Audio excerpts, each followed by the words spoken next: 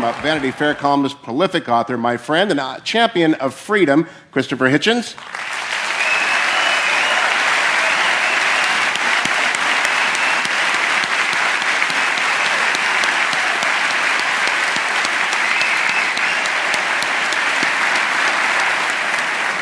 And from this extraordinary lighthouse institution, another prolific author and apologist, a scholar extraordinaire who, like Mr. Hitchens, has his PhD from a wonderful English university, Professor William Lane Craig. Please, Professor.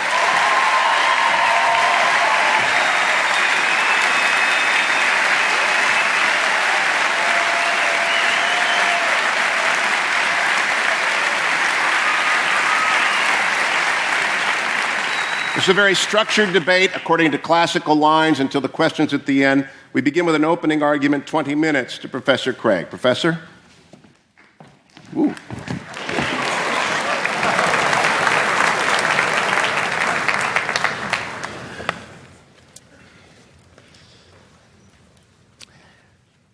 Good evening. I am very excited to be participating in this debate tonight. Jan and I used to sit in those very bleachers right over there watching our son John run up and down this court as a forward on the Biola Eagles. And so I feel like I'm playing on the home court tonight. And I want to commend Mr. Hitchens for his willingness to come into this den of lambs and to defend his views tonight. On the other hand, if I know Biola students, I suspect that a good many of you, when you came in tonight, said to yourself, I'm going to check my own views at the door, and I'm going to assess the arguments as objectively as possible. I welcome that challenge. You see, the question of God's existence is of interest not only to religion, but also to philosophy. Now, Mr. Hitchens has made it clear that he despises and disdains religion, but presumably he is not so contemptuous of philosophy. Therefore, as a professional philosopher, I'm going to approach tonight's question philosophically, from the standpoint of reason and argument. I'm convinced that there are better arguments for theism than for atheism. So, in tonight's debate, I'm going to defend two basic contentions. First, that there's no good argument that atheism is true. And secondly, that there are good arguments that theism is true. Now, notice carefully the circumscribed limits of those contentions. We're not here tonight to debate the social impact of religion, or Old Testament ethics, or biblical inerrancy. All interesting and important topics, no doubt, but not the subject of tonight's debate, which is the existence of God. Consider then my first contention, that there's no good argument that atheism is true. Atheists have tried for centuries to disprove the existence of God, but no one's ever been able to come up with a successful argument.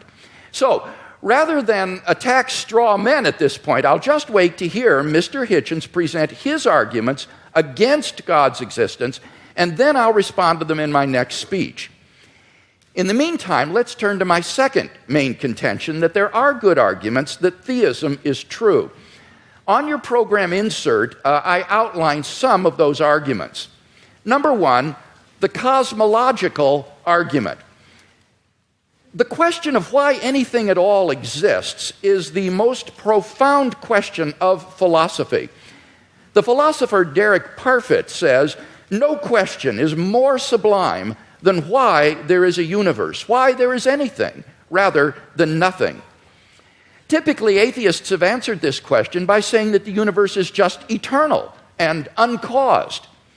But there are good reasons, both philosophically and scientifically, to think that the universe began to exist. Philosophically, the idea of an infinite past seems absurd. Just think about it. If the universe never began to exist, that means that the number of past events in the history of the universe is infinite. But mathematicians recognize that the existence of an actually infinite number of things leads to self-contradictions. For example, what is infinity minus infinity? Well, mathematically, you get self-contradictory answers. This shows that infinity is just an idea in your mind, not something that exists in reality. David Hilbert, perhaps the greatest mathematician of the 20th century, wrote, "The infinite is nowhere to be found in reality. It neither exists in nature nor provides a legitimate basis for rational thought.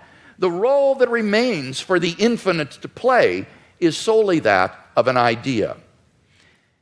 But that entails that since past events are not just ideas, but are real, the number of past events must be finite. Therefore, the series of past events can't go back forever. Rather, the universe must have begun to exist. This conclusion has been confirmed by remarkable discoveries in astronomy and astrophysics. In one of the most startling developments of modern science, we now have pretty strong evidence that the universe is not eternal in the past, but had an absolute beginning about 13 billion years ago in a cataclysmic event known as the Big Bang. What makes the Big Bang so startling is that it represents the origin of the universe from literally nothing. For all matter and energy, even physical space and time themselves, came into being at the Big Bang. As the physicist P.C.W. Davies explains, the coming into being of the universe, as discussed in modern science, is not just a matter of imposing some sort of organization upon a previous incoherent state, but literally the coming into being of all physical things from nothing. Now, this puts the atheist in a very awkward position. As Anthony Kinney of Oxford University urges, a proponent of the Big Bang theory, at least if he is an atheist, must believe that the universe came from nothing and by nothing. But surely that doesn't make sense. Out of nothing, nothing comes. So why does the universe exist instead of just nothing? Where did it come from? There must have been a cause which brought the universe into being. Now, as the cause of space and time, this being must be an uncaused, timeless, spaceless, immaterial being of unfathomable power. Moreover, it must be personal as well. Why?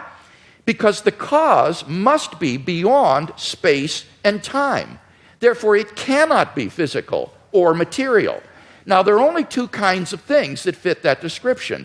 Either an abstract object, like numbers, or else a personal mind. But abstract objects can't cause anything. Therefore, it follows that the cause of the universe is a transcendent, intelligent mind. Thus, the cosmological argument gives us a personal creator of the universe. 2, the teleological argument.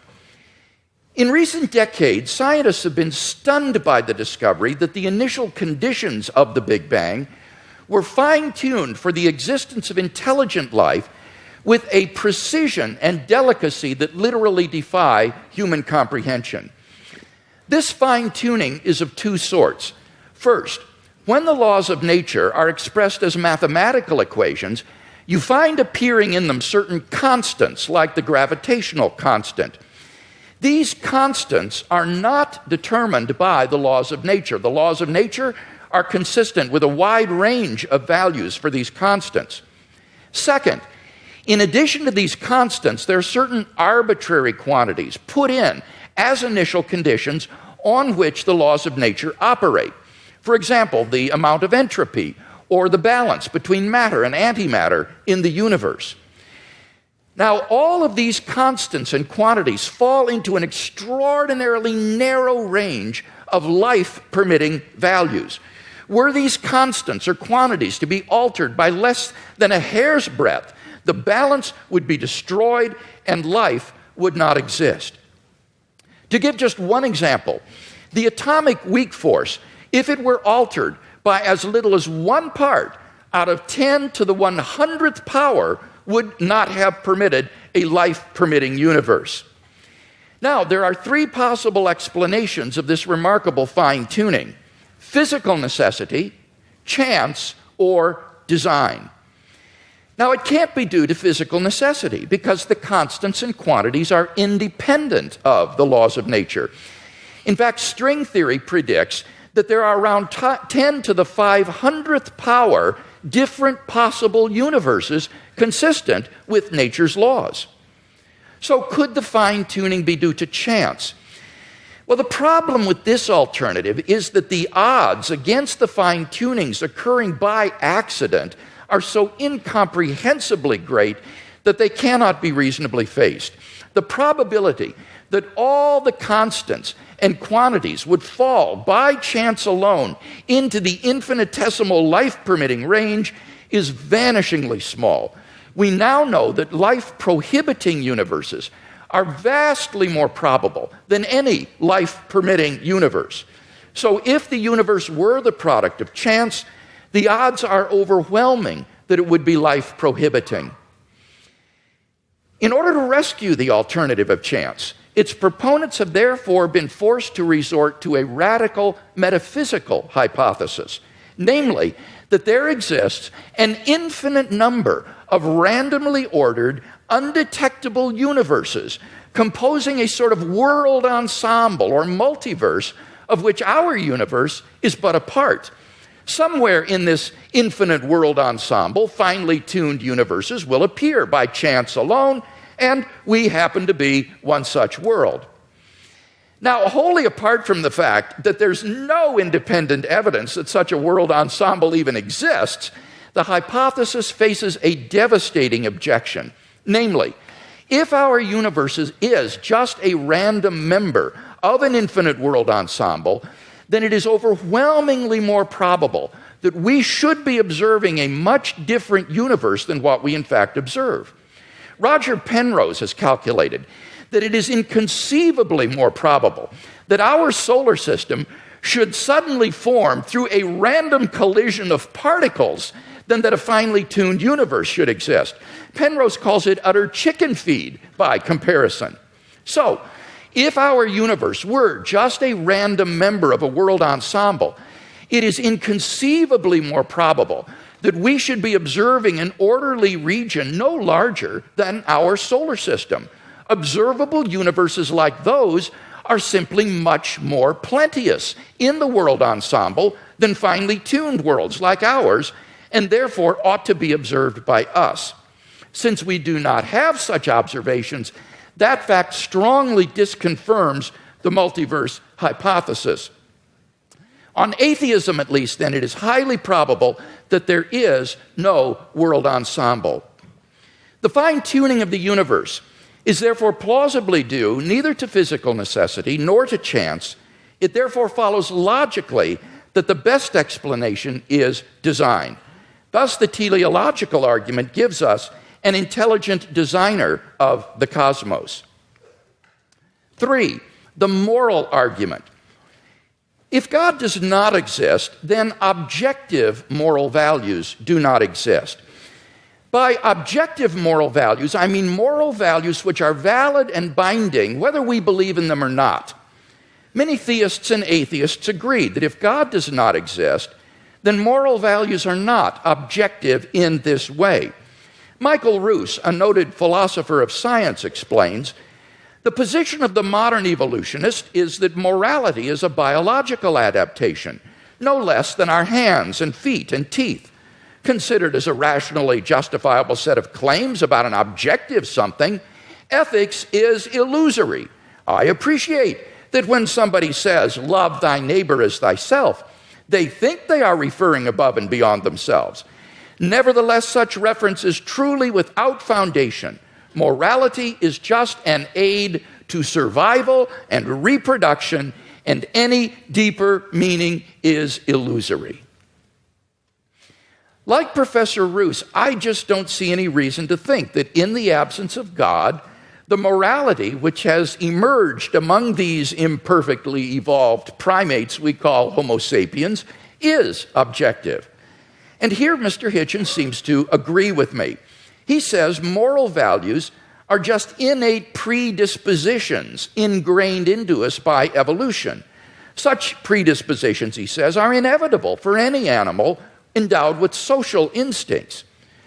On the atheistic view, then, an action like rape is not socially advantageous, and so in the course of human development has become taboo. But that does absolutely nothing to prove that rape is really morally wrong. On the atheistic view, there's nothing really wrong with raping someone. But the problem is that objective values do exist, and deep down we all know it. In moral experience, we apprehend a realm of objective moral goods and evils. Actions like rape, cruelty, and child abuse aren't just socially unacceptable behavior, they're moral abominations. Some things, at least, are really wrong. Similarly, love, equality, and self-sacrifice are really good. But then it follows logically and necessarily that God exists. Number 4, the resurrection of Jesus. The historical person, Jesus of Nazareth, was a remarkable individual. Historians have reached something of a consensus that the historical Jesus came on the scene with an unprecedented sense of divine authority, the authority to stand and speak in God's place. He claimed that in himself the kingdom of God had come. And as visible demonstrations of this fact, he carried out a ministry of miracle working and exorcisms. But the supreme confirmation of his claim was his resurrection from the dead. If Jesus did rise from the dead, then it would seem that we have a divine miracle on our hands and thus evidence for the existence of God. Now, most people probably think that the resurrection of Jesus is something you just believe in by faith or not.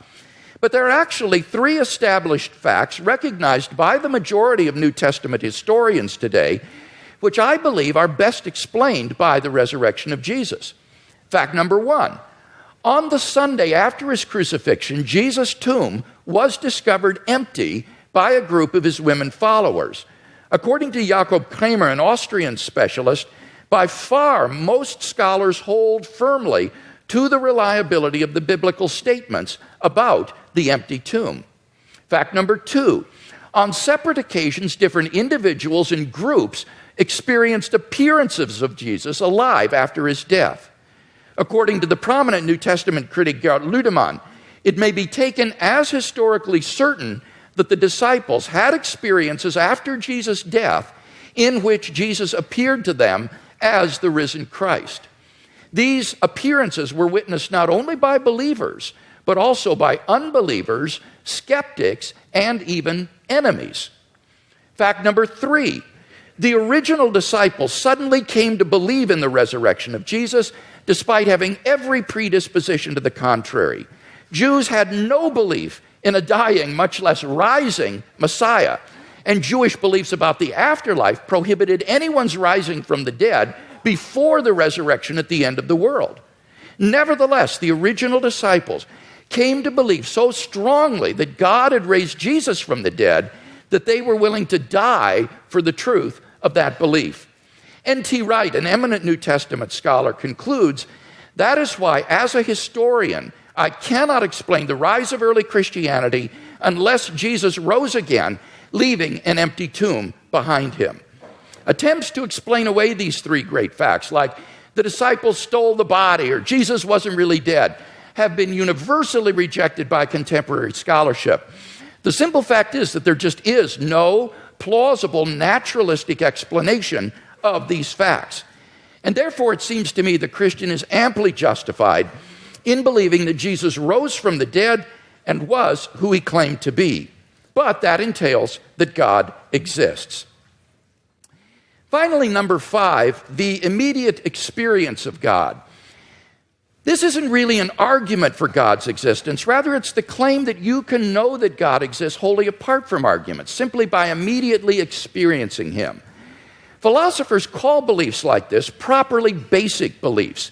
They aren't based on other beliefs. Rather, they're part of the foundation of a person's system of beliefs.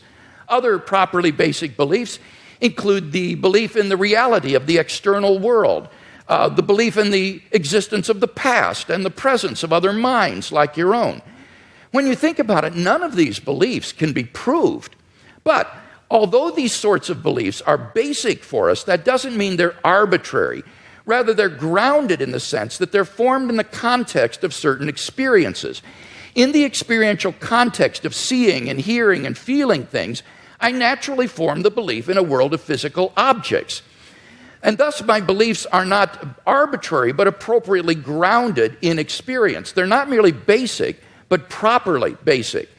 In the same way, belief in God is for those who know Him a properly basic belief grounded in our experience of God.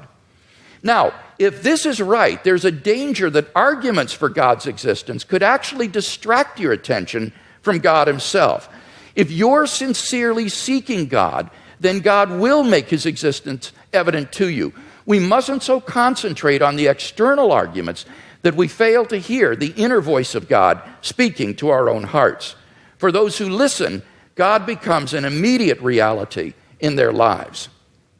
So, in conclusion then, we've seen 5 good arguments to think that God exists.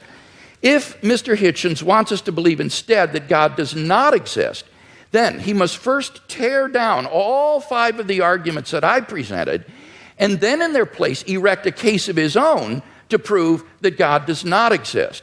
Unless and until he does that, I think that theism is the more plausible worldview.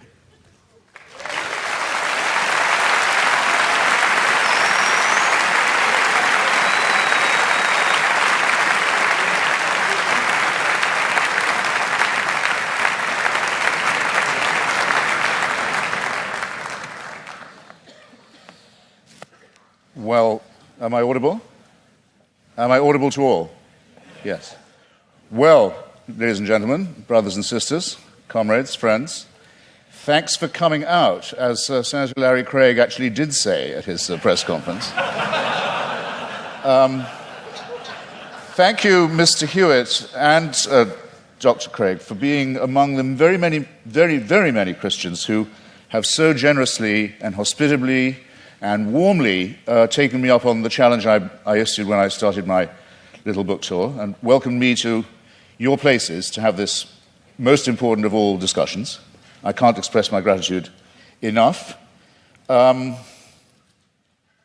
thanks to the very nice young ladies who I ran into at the Elephant Bar this afternoon, where I hadn't expected a posse of Biola students to be on staff, but where I thought, God, they're everywhere now.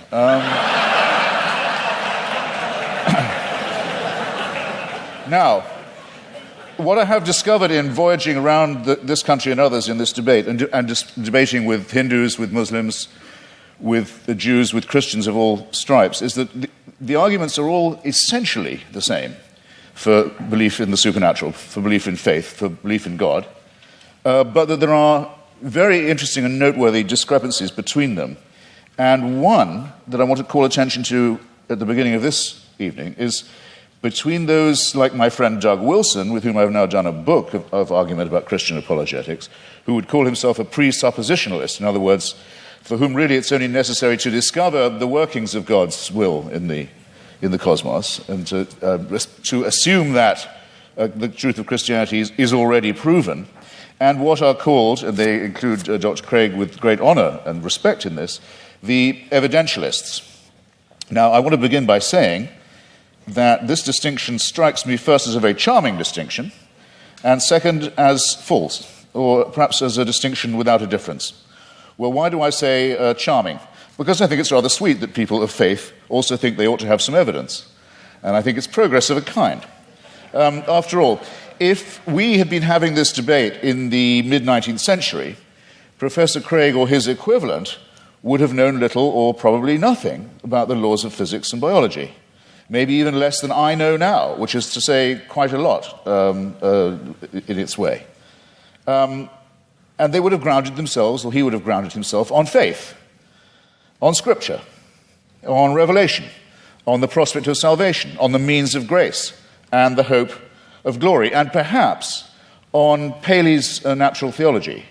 Paley, who had the same rooms, or had the same rooms later occupied by Charles Darwin, in Cambridge, with its watchmaker theory of design that I know I don't have to expound to you, but which briefly suggests that if an Aborigine is walking along a beach and finds a gold watch ticking, he knows not what it's for, or where it came from, or who made it, but he knows it's not a rock, he knows it's not a vegetable, he knows it must have had a designer. The paley analogy held for most Christians for many years because they were willing to make the assumption that we were mechanisms and that therefore there must be a watchmaker. But now that it's been, here's where the presuppositionalist versus evidentialist dichotomy begins to kick in. Now it's been rather painstakingly and elaborately demonstrated to the satisfaction of most people, I don't want to just use arguments from authority, but it's not very much contested anymore, that we are not designed as creatures, but that we evolved by a rather laborious combination of random mutation and natural selection into the species that we are today. It is, of course, open to the faithful to say that all this was, now that they come to know it, now that it becomes available to everybody, now that they think about it, and now that they've stopped opposing it or trying to ban it, then they can say, actually, on second thought, the evolution was all part of the design.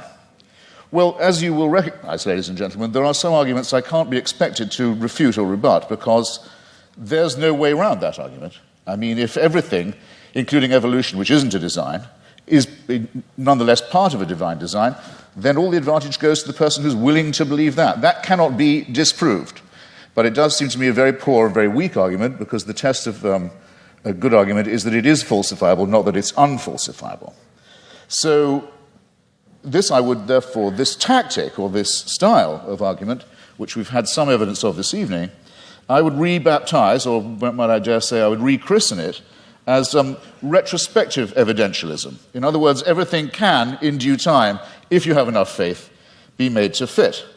And you too are all quite free to believe that a sentient creator deliberately, consciously put himself or herself or itself to the trouble of going through huge epochs of birth and death of species over eons of time, in which 99%, in the course of which at least 99.9% of all species, all life forms ever to have appeared on Earth have become extinct, as we nearly did as a species ourselves. I invite you to look up the very alarming and beautiful and brilliant account by the National Geographic's coordinator of the Genome Project. By the way, you should send in your little sample from the inside of your cheek and have your African ancestry traced. It's absolutely fascinating to follow the mitochondrial DNA that we all have in common and that we have in common with other species, other primates, and other life forms, and find out where in Africa you came from. But there came a time,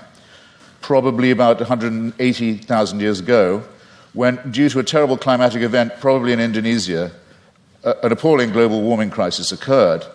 And the estimate is that the number of humans in Africa went down to between 40 and 30,000. This close, think about fine-tuning, this close to joining every other species that had gone extinct. And that's our Exodus story, is that somehow we don't know how, because it's not written in any scripture, it's not told in any book, it's not part of any superstitious narrative, but somehow the escape from Africa to cooler latitudes was made. But that's how close it was. You have to be able to imagine that all this mass extinction and death and randomness is the will of a being. You are absolutely free to believe that if you wish. And all of this should happen so that one very imperfect race of evolved primates should have the opportunity to become Christians or to turn up at this gym tonight. That all of that was done with us in view. It's a curious kind of solipsism. It's a curious kind of self-centeredness. I was always brought up to believe that Christians were modest and humble and comported themselves with due humility. And there's a certain arrogance to this assumption that all of this extraordinary development was all about us. And we were the intended and designed result, and everything else was in the discard. The tremendous wastefulness of it, the tremendous cruelty of it, the tremendous caprice of it, the tremendous tinkering and incompetence of it, never mind. At least we're here, and we can be people of faith. It doesn't work for me, I have to simply say that, and I think there may be questions of psychology involved in this as well. Believe it if you can. I can't stop you. Believe it if you like. You're welcome. It's obviously impossible, as I said before, to disprove, and it equally obviously helps you to believe it if, as we all are, you're in the happy position of knowing the outcome. In other words, we are here, but there's a fallacy lurking in there somewhere too. Is there not? Now, it's often said, it was said tonight, and Dr. Craig said it in print, that atheists think they can prove the non-existence of God. This, in fact, very slightly but crucially misrepresents what we've always said. There's nothing new about the new atheists, it's just we're recent. There's nothing particularly new. Dr. Victor Stenger, a great scientist, has written a book called The Failed Hypothesis, which he says he thinks that science can now license the claim that there definitely is no God, but he's unique in that and I think very bold and courageous. Here's what we argue. We argue quite simply that there's no plausible or convincing reason, certainly no evidential one, to believe that there is such an entity and that all observable phenomena, including the cosmological one to which I'm coming, are explicable without the hypothesis. You don't need the assumption. And this objection itself, our school falls into at least two, perhaps three sections. There's no such thing, no such word, though there should be, as adeism or as being an adeist, but if there was one, I would say that's what I was. I don't believe that we are here as the result of a design, or that by making the appropriate propitiations and adopting the appropriate postures and following the appropriate rituals, we can overcome death. I don't believe that, and for a priori reasons, don't. If there was such a force, which I cannot prove by definition that there was not, if there was an entity that was responsible for the beginning of the cosmos, and that also happened to be busily engineering the very laborious production of life on our little planet, it still wouldn't prove that this entity cared about us, answered prayers, cared what church we went to, or whether we went to one at all, cared who we had sex with, or in what position, or by what means, cared what we ate, or on what day, cared whether we lived or died. There's no reason at all why this entity isn't completely indifferent to us. You cannot get from deism to theism except by a series of extraordinarily generous to yourself assumptions. The deist has all his work still ahead of him to show that it leads to revelation, to redemption, to salvation, or to suspensions of the natural order, in which hitherto you've been putting all your faith, all your evidence is on scientific and natural evidence, or why not, for a change of pace and a change of taste, say yes, but sometimes this same natural order, which is so miraculous in observation, no question about it, is so impressive in its favoring the conditions for life in some ways, but it's randomly suspended when miracles are required. So with caprice and contempt, these laws turn out not to be so important after all, as long as the truth of religion can be proved by their being rendered inoperative. This is having it both ways in the most promiscuous and exorbitant manner in my submission. Bear in mind also that these are not precisely the differences between Dr. Craig and myself, I mean, morally or intellectually equivalent claims. After all, Dr. Craig, to win this argument, has to believe and prove to a certainty. He's not just saying there might be a God, because he has to say there must be one, otherwise we couldn't be here and there couldn't be morality. It's not a contingency for him. I have to say that I appear as a skeptic who believes that doubt is the great engine, the great fuel of all inquiry, all discovery, and all innovation, and that I doubt these things. The disadvantage, it seems to me, in the argument goes to the person who says, no, I know it, it must be true, it is true. We're too early in the study of physics and biology, it seems to me, to be dealing in certainties of that kind, especially when the stakes are so high. It seems to me, to put it in a condensed form, extraordinary claims, such as the existence of a divine power with a son who cares enough to come and redeem us, extraordinary claims require truly extraordinary evidence. I don't think any of the evidence we heard from Dr. Craig, brilliantly marshaled as it was extraordinary enough to justify the extreme claims that are being made and backed by it. Hypocrisy, said La Rochefoucauld, is the compliment that vice pays to virtue. Retrospective evidentialism strikes me in something of the same sort of light. It's a concession made to the need for fact. Maybe we better have some evidence to go along with our faith, but look at what Dr. Craig says in his book. He says, I'll quote directly, he says, should a conflict arise between the witness of the Holy Spirit to the fundamental truth of the Christian faith and beliefs based on argument and evidence, then it is the former which must take precedence over the latter. He adds not vice versa, but a good editor, I think, would have told you, you don't have to put the vice versa in. It's clear enough as it is. I'll say it again.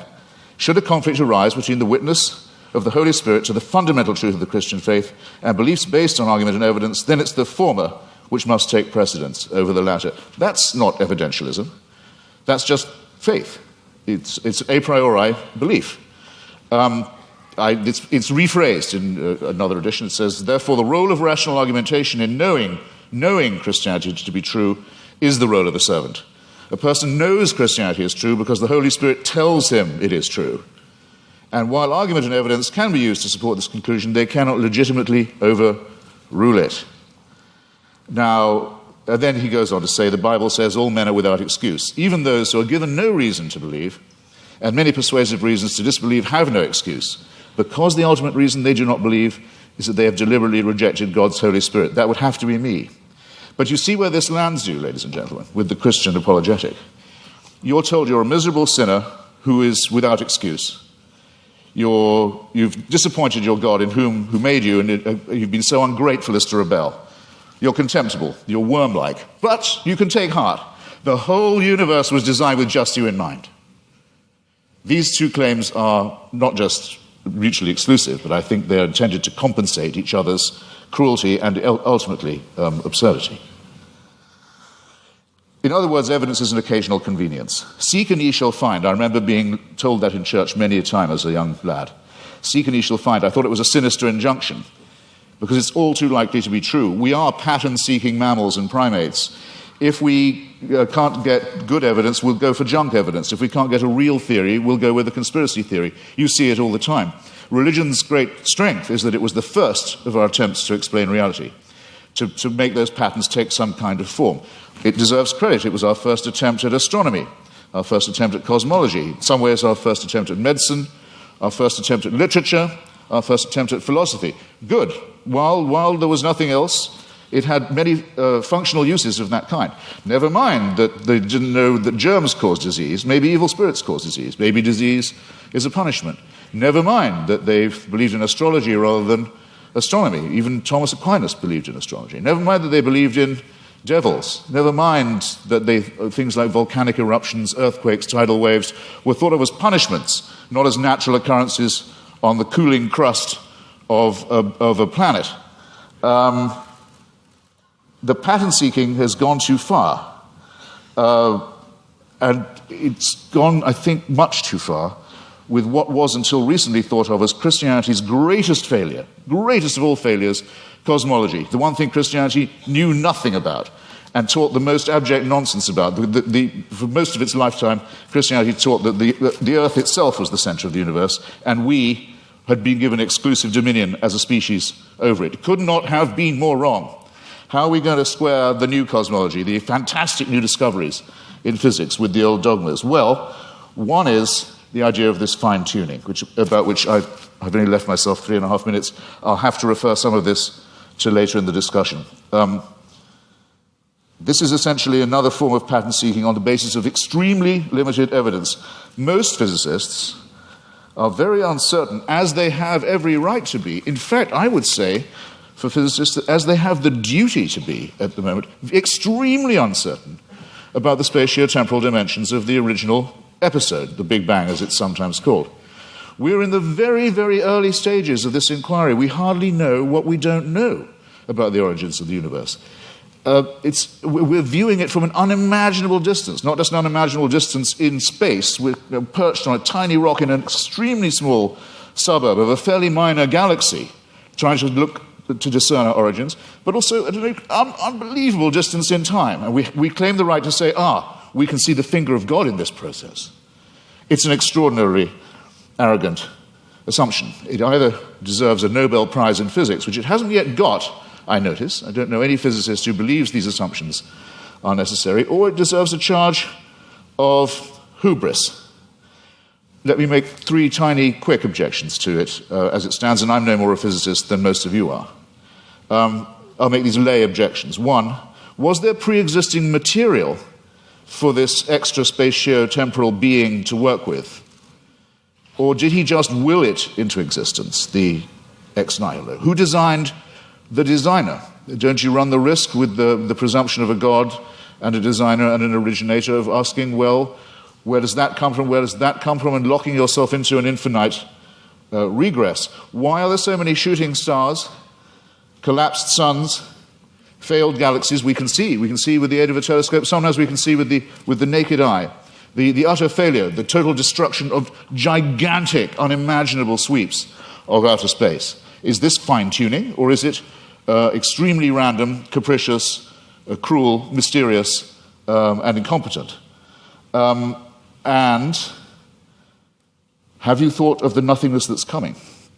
We know we have something now, and we speculate about what it might have come from, and there's a real question about ex nihilo, but nihilo is coming to us. In the night sky, you can already see the Andromeda Galaxy. It's heading straight for ours on a collision course. Is that part of a design? Was it fine-tuned to do that? We know that from the red light shift of the Hubble telescope, or rather Edwin Hubble's original discovery, the universe is expanding away from itself at a tremendous rate. It was thought that rate would go down for Newtonian reasons. No, it's recently been proved by Professor Lawrence Krauss, the rate of expansion is increasing. Everything is exploding away even faster. Nothingness is certainly coming. Who designed that?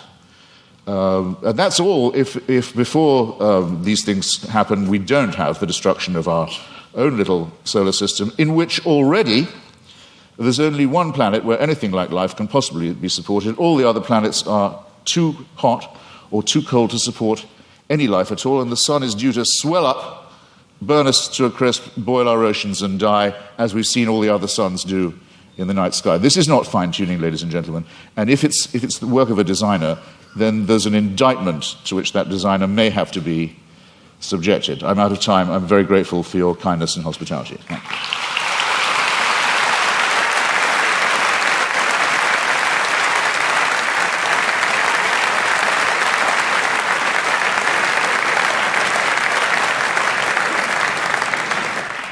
Dr. Craig, a 12-minute rebuttal.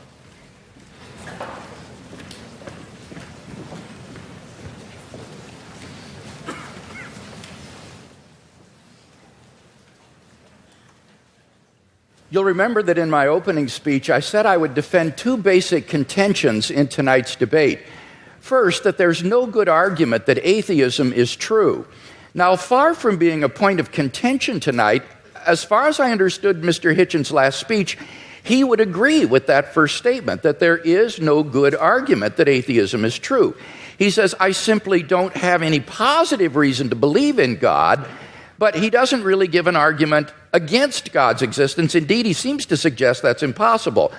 But notice that doesn't prove atheism. That just leaves you with agnosticism, namely, you don't know if there's a God or not. So at best, you're left merely with agnosticism. We don't see any good reason to think that atheism is true. Now, he did make some remarks about the theory of evolution, which at least insinuated that this was somehow incompatible with theism. And I have 2 points to make about this. First, I think that the theory of biological evolution is simply irrelevant to the truth of Christian theism. Genesis 1 admits all manner of different interpretations, and one is by no means committed to six-day creationism. Howard Van Til, who is a professor at Calvin College, writes, is the concept of special creation required of all persons who trust in the Creator God of Scripture? Most Christians in my acquaintance who are engaged with either scientific or biblical scholarship have concluded that the special creationist picture of the world's formation is not a necessary component of Christian belief. Nor is this a retreat caused by modern science. St. Augustine in the AD 300s in his commentary on Genesis pointed out that the days don't need to be taken literally, nor need the creation be a few thousand years ago. Indeed, he suggested that God made the world with certain special potencies that would gradually unfold over time and develop. And this interpretation came 1,500 years before Darwin, so that it is not a forced retreat in the face of modern science. So any doubts that I would have about the theory of biological evolution would be not biblical, but rather scientific. Namely, what it imagines is fantastically improbable. Barrow and Tipler, two physicists, in their book, The Anthropic Cosmological Principle, lists 10 steps in the course of human evolution, each of which is so improbable that before it would occur, the sun would have ceased to be a main sequence star and incinerated the earth. And they calculate the probability of the evolution of the human genome to be somewhere between 4 to the negative 180th power to the 110,000th power, and 4 to the negative 360th power to the 110,000th power. So if evolution did occur on this planet, it was literally a miracle and therefore evidence for the existence of God. So I don't think this is an argument for atheism. Quite the contrary, it really provides good grounds for thinking that God superintended the process of biological development. So the Christian can be open to the evidence to follow it where it leads. By contrast, as Alvin Plantinga has said, for the naturalist, evolution is the only game in town. No matter how fantastic the odds, no matter how improbable, it's got to be true because there is no intelligent creator and designer. So in one sense, you've got to feel a little sorry for the atheist. He can't really follow the evidence where it leads. His presuppositions determine the outcome. By contrast, if there is a fine-tuner and creator of the universe, then already in the initial conditions of the Big Bang, you have an elaborately designed universe that permits the evolution and existence of intelligent life. And I think evolution simply layers on more improbability. Now, Mr. Hitchens says, but why did God wait so long, all that waste during this time? Well, that sort of concern with efficiency is only of importance to someone with either limited time or limited resources, or both. But in the case of God, he has both unlimited resources and unlimited time, and therefore it's simply not important to do this in a quick way. Well, now, Mr. Hitchens says, but why did God wait so long before he sent Christ? Human beings have existed for thousands of years on this planet before Christ's coming. Well, what's really crucial here is not the time involved, rather it's the population of the world. The Population Reference Bureau estimates that the number of people who have ever lived on this planet is about 105 billion people. Only 2% of them were born prior to the advent of Christ. Eric Krapes of the Survey Research Center at the University of Michigan's Institute for Social Research says, God's timing couldn't have been more perfect. Christ showed up just before the exponential explosion in the world's population. The Bible says in the fullness of time, God sent forth his Son. And when Christ came, the nation of Israel had been prepared. The Roman peace dominated the Mediterranean world. It was an age of literacy and learning. The stage was set for the advent of God's Son into the world. And I think in God's providential plan for human history, we see the wisdom of God in orchestrating the development of human life and then in bringing Christ into the world in the fullness of time. So I don't see that there are any good grounds here for thinking that this provides reason for atheism. Now, what about my arguments for theism? Mr. Hitchens had some general remarks here. He says it's difficult to get from deism to theism. Now, I want to point out that's a false use of these terms. This is simply confused. Deism is a type of theism. Theism is the broad worldview that God exists. Deism is a specific kind of theism that says God has not revealed himself directly in the world. Now, my arguments are a cumulative case for Christian theism. They add up to the belief in the God that has been revealed by Jesus of Nazareth. Now, Mr. Hitchens says, but you must prove this with certainty. Not at all. I am not claiming these arguments demonstrate Christian theism with certainty. I'm saying that this is the best explanation of the data when you compare it with other competing hypotheses. I think it's more probable than not. He quotes me as to saying the Holy Spirit's witness is the basis for knowing Christianity to be true, and I affirm that. I think the fundamental way in which we know Christianity is true is through the objective inner witness of God's Holy Spirit, what I called the immediate knowledge of God himself in my fifth point. On the basis of that, we have a properly basic belief in the existence of God and the truth of Christianity. But when it comes to showing someone else that what we know through the witness of the Holy Spirit is true, here we appeal to argument and evidence as I've done tonight. And the arguments and evidence that I've appealed to are largely deductive arguments. This isn't retrospective evidentialism. These are deductive arguments. If the premises are true, then you cannot deny the conclusion on pain of irrationality because the conclusions follow with logical necessity from the premises. So the only way to deny the conclusion is you've got to show me which of the premises are false.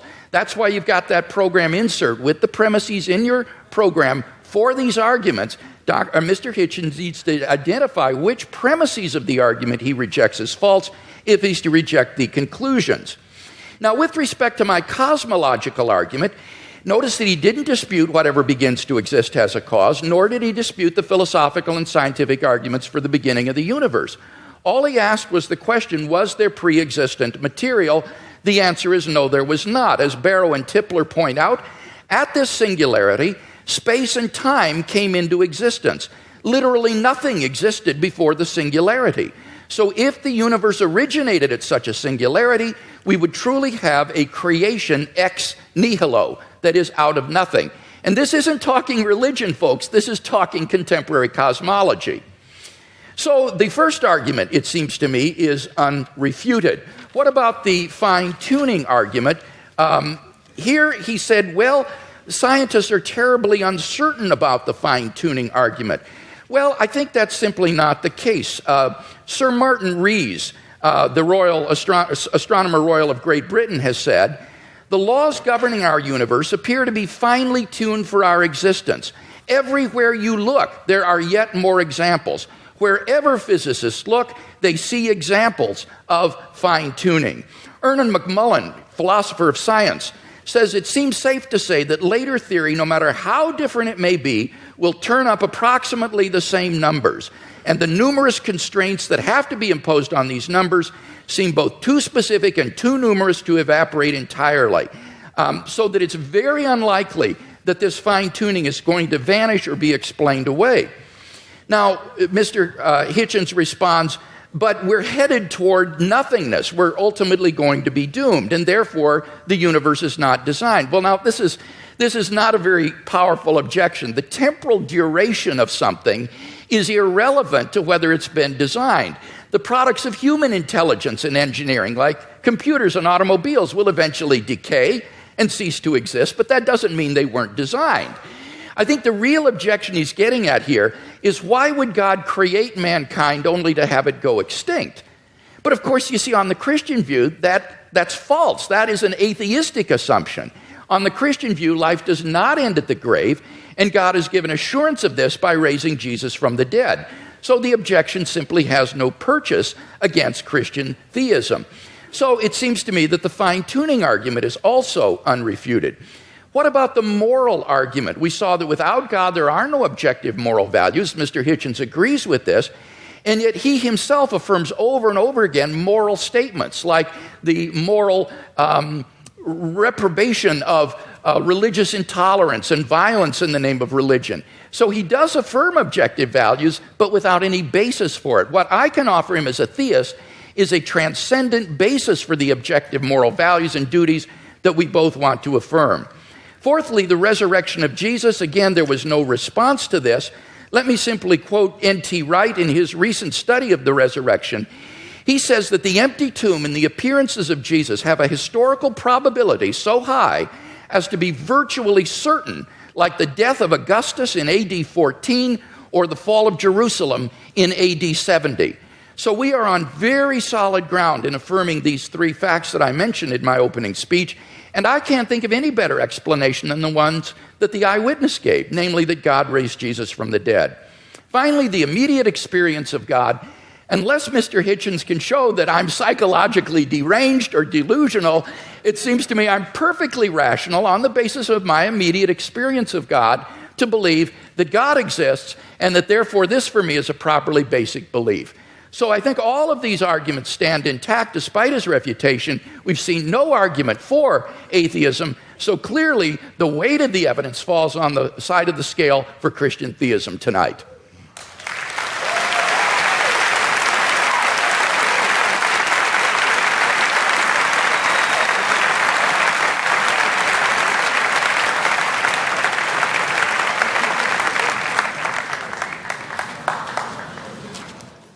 there is a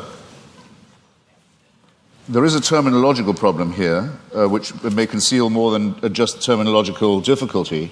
The proposition that atheism is true, or that is a misstatement of what I have to prove and what we believe. There's an argument among some of us as to whether we need the word at all. In other words, I don't have a special name for my unbelief in tooth fairies, say, or witches, or in Santa Claus. I just don't think that they're there.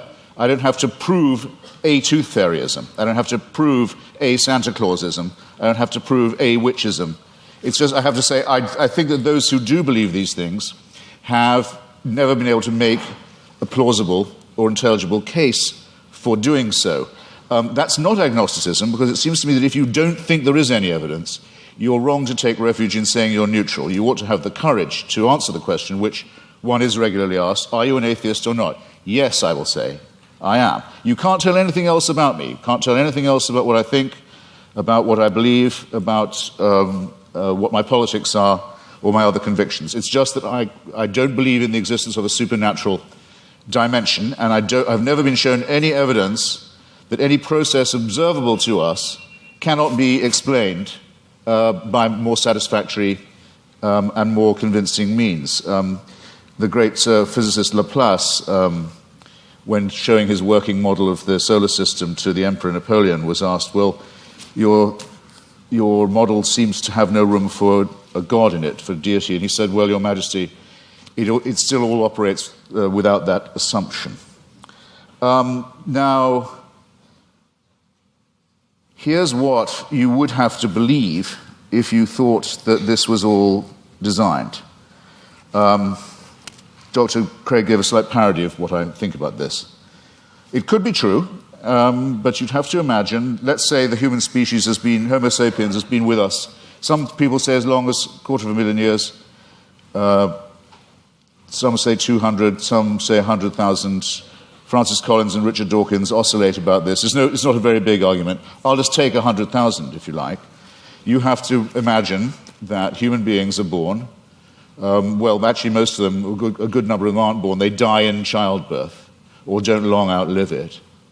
They're born into a terrifying world of the unknown. Everything is a mystery to them, everything from disease to volcanic eruptions. Everything is, their life expectancy for the first, I don't know, many tens of thousands of years would be lucky to be in the 20s, probably dying agonizingly over their teeth, poorly evolved as the teeth are, and from other inheritances from being primates, such as the appendix that we don't need, such as the fact that our genitalia appear to have been designed by a committee, other shortcomings of the species, exaggerated by scarcity, by war, by famine, by competition, and so on. And for 98,000 years or so, heaven watches this with complete indifference. And then, we know where your children go to school, by the way. Heaven watches this with total indifference, and then, with 2,000 years to go on the clock, thinks, actually, it's time we intervened. We can't go on like this. Why don't we have someone tortured to death in Bronze Age Palestine? That should teach them. That should give them the chance of redemption. You're free to believe that, but I think the designer who thought of doing it that way was a very cruel, capricious, random, bungling, and incompetent one. The news of this, Dr. Craig talks as if, okay, but since then there have been more people born, so it might have been a good time in terms of population growth. Well, there are a huge number of people in the world who still haven't even heard of this idea. The news hasn't penetrated to them. Or where it has, it's been brought to them by people who Dr. Craig doesn't think of as Christians, such as Mormons, for example. And it's taught to them in many discrepant and competitive and indeed incompatible and violently irreconcilable ways. And there's been a lot of argument in the church and the churches all this time about, well, okay, what is the answer to that? What about all the people who never could have heard the good news, or who never will hear it, or still haven't been reached by it, and who've died not knowing about it? What happens to them? How can they be saved? Well, the argument is that it's all somehow made retrospective. And with so many of these arguments, I just comment on these, well, how convenient. Because if you're willing to make assumptions of this kind, then really evidence is only ancillary. to what you are advancing. Now, I didn't have the chance. Oh, and just on Mr. Wright, sorry, I scrawled a note to myself. In your first round, Doctor, you said that N.T. Wright, who's an impressive person, says that no explanation of the success of Christianity is possible that doesn't rest on the terms of its being true. In other words, Wright says it was so successful, it must have been, and the people were so strongly motivated to believe it that it must have been true. I regard that as a very, very unsafe assumption. Or if it is a safe one, then it must surely apply to Islam and to Mormonism. I mean, these are two very, very, very fast-growing religions, have people prepared to sacrifice enormously for it, have ancestors who were absolutely determined of the truth of it at the time, and who made extraordinary conquests in its name. If you're going to grant this for one religion, it seems to me you have to be willing, not just willing, you may indeed be compelled to make this concession for all of them. And that, I think, would be not just an unsafe assumption, but for most of you here, a distinctly unwelcome one.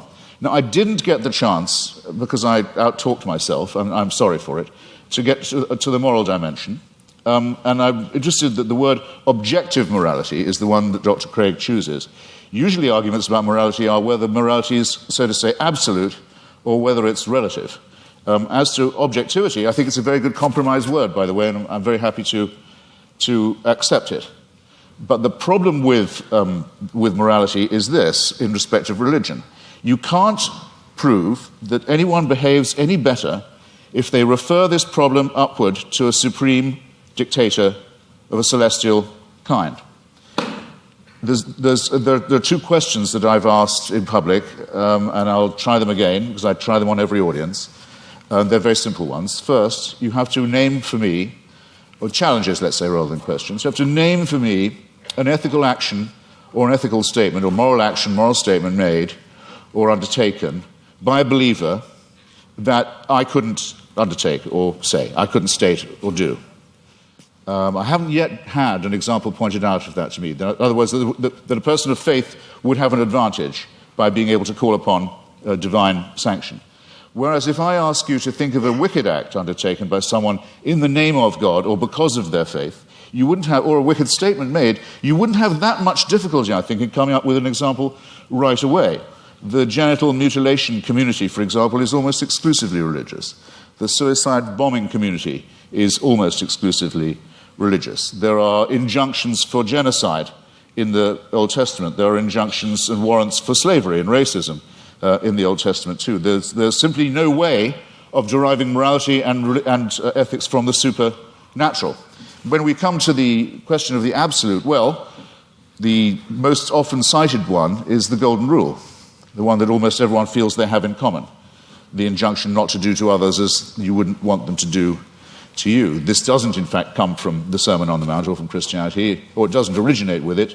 It's certainly adumbrated by Rabbi Hillel, a Babylonian rabbi, and it's to be found in the Analects of Confucius too. But it has, since we're talking about objective, relative, and absolute, a crucial weakness in it, unfortunately. We'd like to be able to follow it, but it's only really as good as the person who's uttering it. In other words, if I say, I won't treat you as I don't want you to treat me, what am I to do when confronted with Charles Manson? I want him treated in a way that I wouldn't want to be treated myself. Anything else would surely be completely relativistic. So the argument isn't at all advanced by saying that I couldn't know any of this. I couldn't have any moral promptings. I couldn't decide for myself if I see a pregnant woman being kicked in the stomach, that because she's pregnant, that's obviously worse than if it was just a woman who wasn't pregnant being kicked in the stomach. This is part of my patrimony as a human being. It's part of the essential emotional solidarity that I need to have with my fellow creatures to make us realize that we are brothers and sisters, one with another. We are dependent upon each other. We have duties. We have expectations of one another. And that if we didn't have these and try and fulfill them, we couldn't have got as far as we have. We couldn't have evolved as a species. We couldn't have ever had a society. There's never been a society found where rape and murder and perjury are not condemned. And these moral discoveries long, or absolutes if you want to call them that, long predate the arrival of anything recognizable as monotheism. It's a bit like the argument of free will. People say, well, how do you have free will? Do you think you do have it? Well, it's a very, very difficult subject indeed. Some religions say you don't, in effect, have it, that all is determined by heaven. You're really only a plaything in a larger game. I take that to be some of the point of Calvinism. There are some schools of Islam also that say it is only as Allah wills. There's no will of yours really involved, as long as you're willing to make the prostration and the obedience. So the connection between religion and free will isn't as simple, as easy as some people like to think it is. But I would say, yes, I think we have free will. When asked why I think so, I would have to take refuge in philosophical irony and say, because I don't think we have any choice but to have free will. But at least I know at this point that I'm being ironic, and that some of the irony is at my own expense, and it's a risk I have to be willing to run. But the Christian answer is, of course you have free will. The boss insists upon it. This somewhat degrades the freedom and redefines the idea of will. And it seems to me also that there's something degrading in the idea of saying that morality is derived in the same way, that it comes from on high, that we ourselves are not good enough, that we don't have the dignity, we don't have the self-respect, we don't have the character to know a right action or a right statement when we see it or when we want to perform it. It's this servile element in religion. It's not, strictly speaking, the subject of our debate this evening, I know, but I'm damned if I completely forego it. It's the idea that buried in the religious impulse is actually the wish to be unfree, is the wish for an immovable, unchangeable, celestial authority, a kind of heavenly North Korea that will take our decisions away from us and commit us only to worship and praise and thank a great leader and his son, the dear leader, forever and ever and ever. I'm so glad there's no evidence that this is true. Thank you.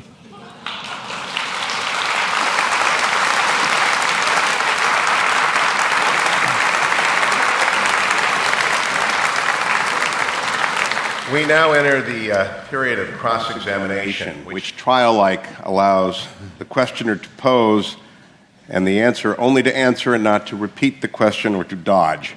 6 minutes of questions begin to Dr. Craig, followed by 6 minutes of questions to Mr. Hitchens. Dr. Craig, your questions for Mr. Hitchens. All right, let's talk first about whether there are any good arguments to think that atheism is true. Now, it seems to me that you're rather ambivalent here, that you say, you redefine atheism to mean a sort of atheism or non-theism. That's what it means. But how do you distinguish then the different varieties of non-theism? For example, what is normally called atheism, agnosticism, or the view of verificationists that the statement God exists is simply meaningless? Well, I mean, there are different schools of atheism, as you say, but there's no claim I know how to make that says atheism is true, because atheism is the statement that a certain proposition isn't true. So I wish you'd get this bit right, because it's there you go again. Well, I just devoted a little time to this. I said it is not in itself a belief or a system. It simply says you can get by better, probably, we think, without the assumption that no one who wants you to worship a God has ever been able to come up with a good enough reason to make you do it.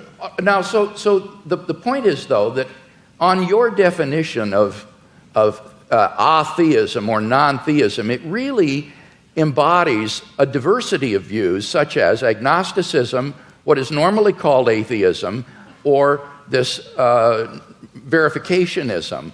Now, which of those do you hold to within this umbrella of atheism? Are you an atheist who asserts the proposition God does not exist, or do you simply withhold belief in God in the way the agnostic does?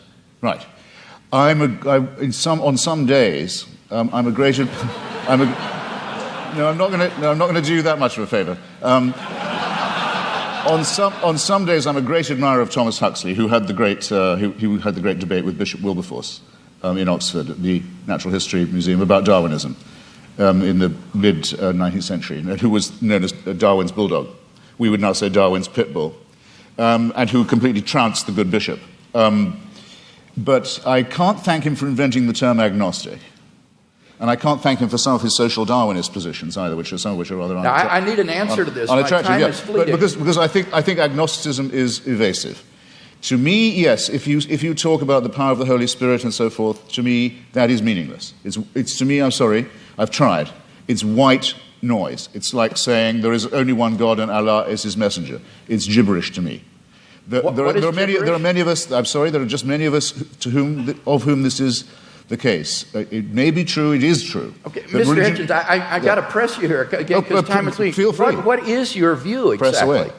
Do you affirm God does not exist, or do you simply withhold belief? I think once I have said that I've never seen any persuasive evidence for the existence of something, and I've made real attempts to study the evidence presented and the arguments presented, that I will go as far as to say, have the nerve to say, that it does not therefore exist, except in the minds of its, except in the Henry Jamesian subjective sense that you say of it being so real to some people in their own minds that it counts as a force in the world. Yes. Okay, so you do affirm then that God does not exist. Now, what I want to know, and do you have any justification for that?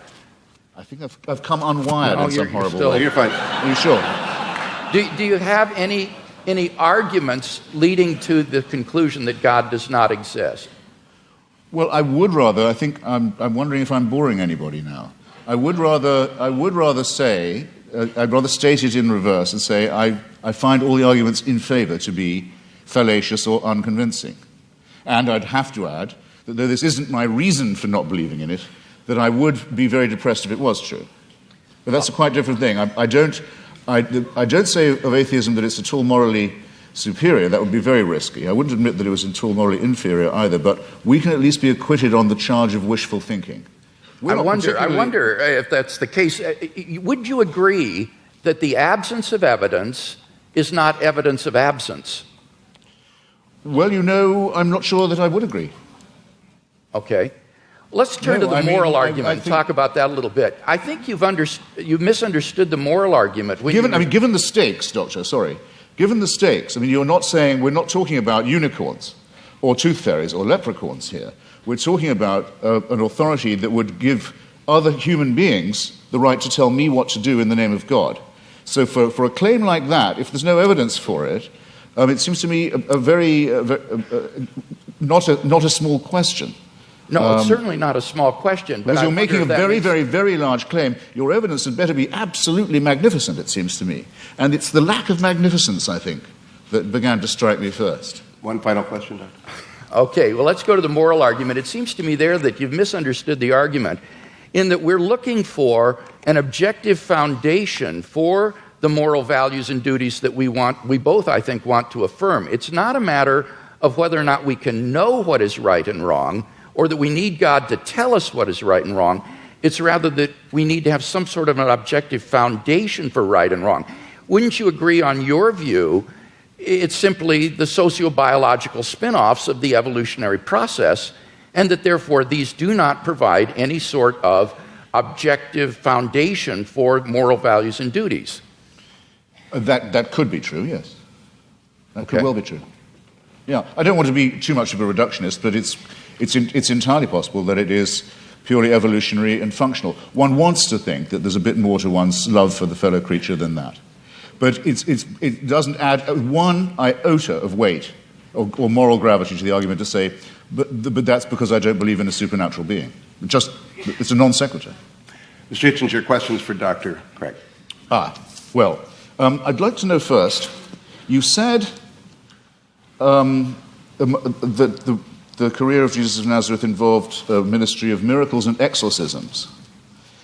When you say exorcism, do you mean that you believe in devils too?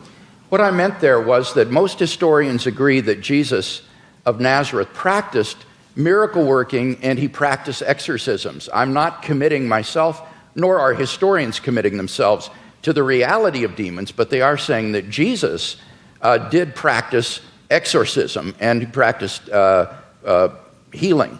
So you believe that Jesus of Nazareth caused devils to leave the body of a madman and go into a flock of pigs that hurled themselves down the Gadarene slopes into the sea? Do I believe that's historical? Yes. Right. That would be sorcery, wouldn't it, though? No, it would be an illustration of Jesus' ability to command even the forces of darkness, and therefore an illustration of the sort of divine authority that he was able to command and exercise. This, as I say, is illustrative of this unprecedented sense of divine authority that Jesus of Nazareth had, that he even could command the forces of darkness and that they would obey. So whether you think he was a genuine exorcist or that he merely believed himself to be an exorcist, what is historically undeniable is that he had this radical sense of divine authority, which he expressed by miracle working and exorcisms. Right. And you believe he was born of a virgin? Yes, I believe that as a Christian. I couldn't claim to prove that historically. That's not part of my case tonight. But I as a Christian, I believe that.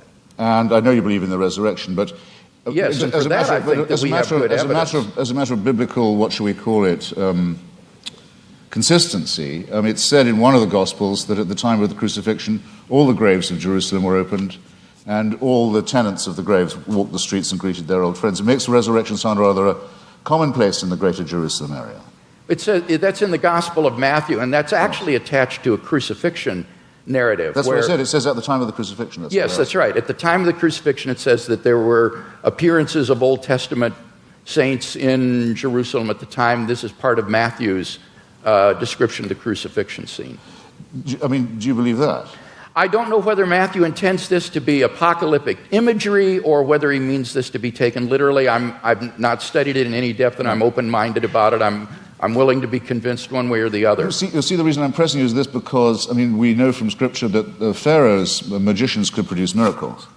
In the end, Aaron could outproduce them. But what I'm suggesting to you is even if the laws of nature can be suspended and great miracles can be performed, it doesn't prove the truth of the doctrine of the person who's performing them. Or would you not agree to that? Not necessarily. I think that's right. So somebody could be casting out devils from pigs, and that wouldn't prove he was the Son of God.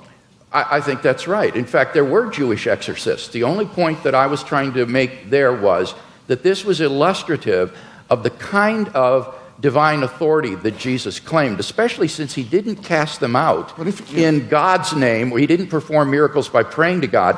He would do them in his own authority. So that Jesus exercised an authority that was simply unheard of at that time, and for which he was eventually crucified because it was thought to be blasphemous. Well, it was thought to be blasphemous to claim to be the Messiah, to be exact. The people who got the closest look at him, the Jewish Sanhedrin, thought that his claims were not genuine. So remember, if you're resting anything on eyewitnesses, the ones who we definitely know were there thought he was bogus. But, okay, I think I've got a rough idea, assuming you make that assumption of his pre-existing divinity, that it's a presuppositionalist case, I can see what you're driving at. Well, no, I've got another question for you, which is this. How many religions in the world do you believe to be false?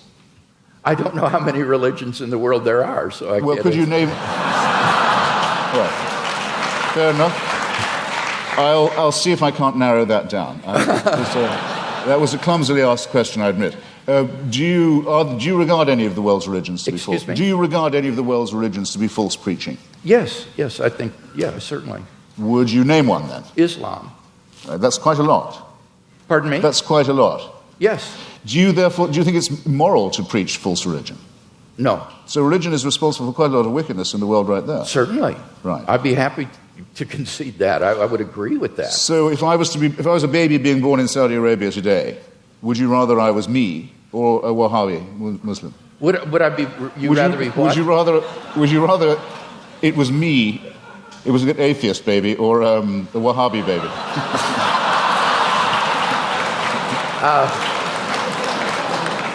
I don't have any preference as to whether you would. You do. As bad as that. Okay. Are there any?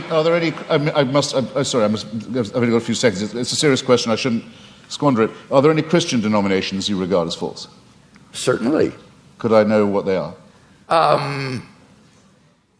Well, I'm not a Calvinist, for example. I think that certain tenets of Reformed theology are incorrect. I would be more in the Wesleyan camp myself. But these are differences among brethren. These are not differences on which we need to put one another in some sort of a cage. So within the Christian camp, there's a large diversity of perspectives. I'm sure there are views that I hold that are probably false. But I'm trying my best to get my theology straight, trying to do the best job. But I think all of us would recognize that none of us agree on every point of Christian doctrine, on every dot and tittle. Before Mr. Hitchens succeeds in launching another series of religious wars among Christians, let's get to the responses. 7 minutes are each. Dr. Craig, it is your 7 minutes. Okay.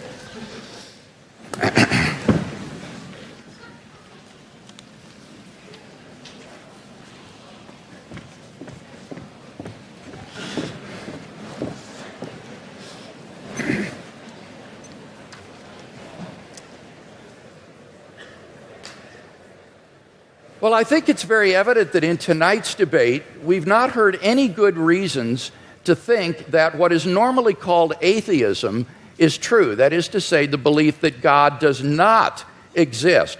Mr. Hitchens withholds belief in God, but he's unable to give us any argument to think that God does not exist, which is what is called positive atheism. Now, he does mention that the human species has been here for 100,000 years, but I've already responded to that. What's crucial there is not the number of years, it's the population. And only 2% of the population of the earth has existed before Christ. And during that time, God is not indifferent to the lot of those people. Rather, he is preparing humanity, preparing the world for the advent of Christ so that in the fullness of time, Christ would come into the world. And those people who lived apart from Christ, God cared for them as well and provided for them. The Bible says, ever since the creation of the world, God's invisible nature, namely his eternal power and deity, has been clearly perceived in the things that have been made. Paul says that from one man, God made every nation of men, that they should inhabit the whole earth. And he determined the time set for them and the exact places that they should live. He did this so that men would seek him and perhaps reach out for him and find him, for he is not far from each one of us, for in him we live and move and have our being.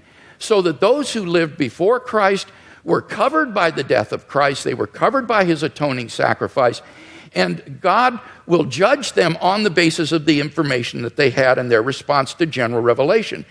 Similarly, for those who haven't heard of the gospel yet today, they will be judged on the basis of the information that they do have and how they respond to that. And aren't you glad that you don't have to judge them? You can leave this up to the hands of a just and holy and merciful God who will judge people on the basis of how they respond to the revelation that they do have. So we've not heard any argument tonight that God does not exist. Now, by contrast, I've given 5 arguments to show that Christian theism is true. First, we saw the cosmological argument. Mr. Hitchens has not disagreed with either of the premises of this argument, and so we have good grounds for believing there's a personal creator of the universe.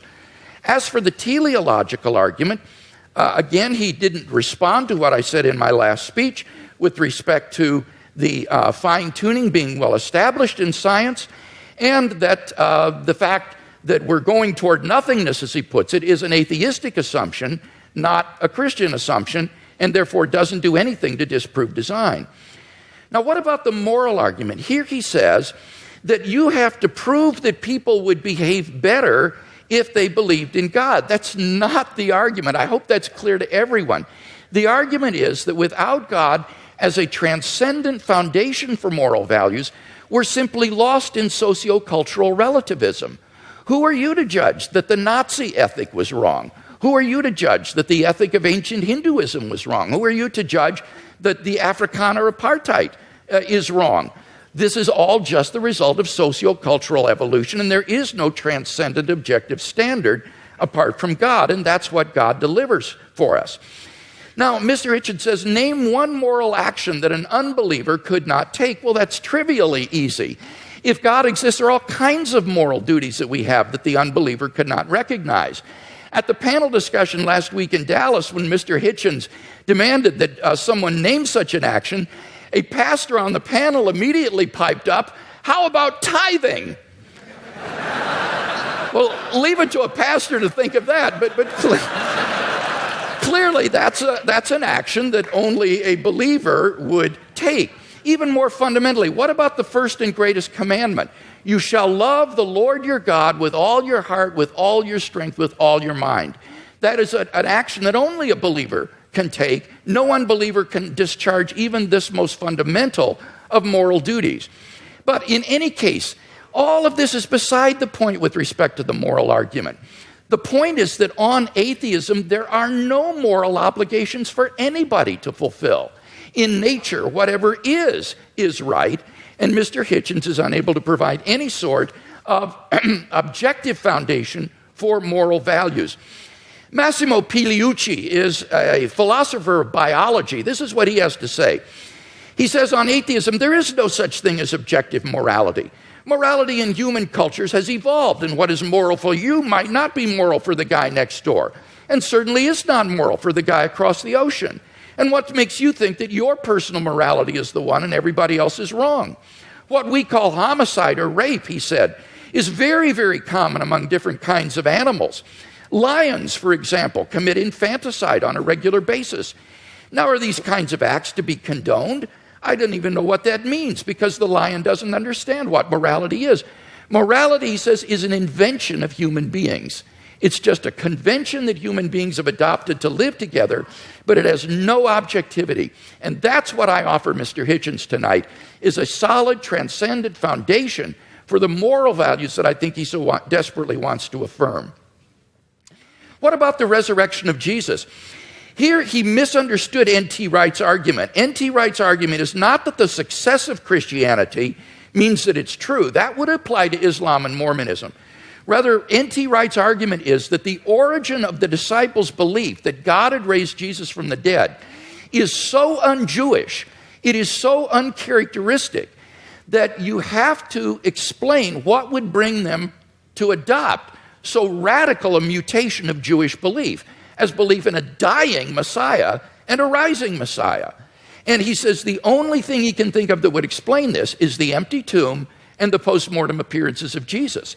And that's why Wright concludes that these have a certainty that is comparable to the fall of Jerusalem in AD 70. So you've got to get the argument right if you're going to deal with it. And in fact, I think the only explanation of these facts is the one the disciples gave, that God raised Jesus from the dead. Finally, the immediate experience of God has remained untouched. God is real to me, and unless I'm delusional, I'm perfectly within my rational rights to believe in God on the basis of this experience, just as I believe in the reality of the external world or the reality of the past on the basis of my experience. So I think in sum we've got 5 good reasons for believing that Christianity is true, no reason to think atheism is true, and therefore I think Christianity is clearly the more rational worldview.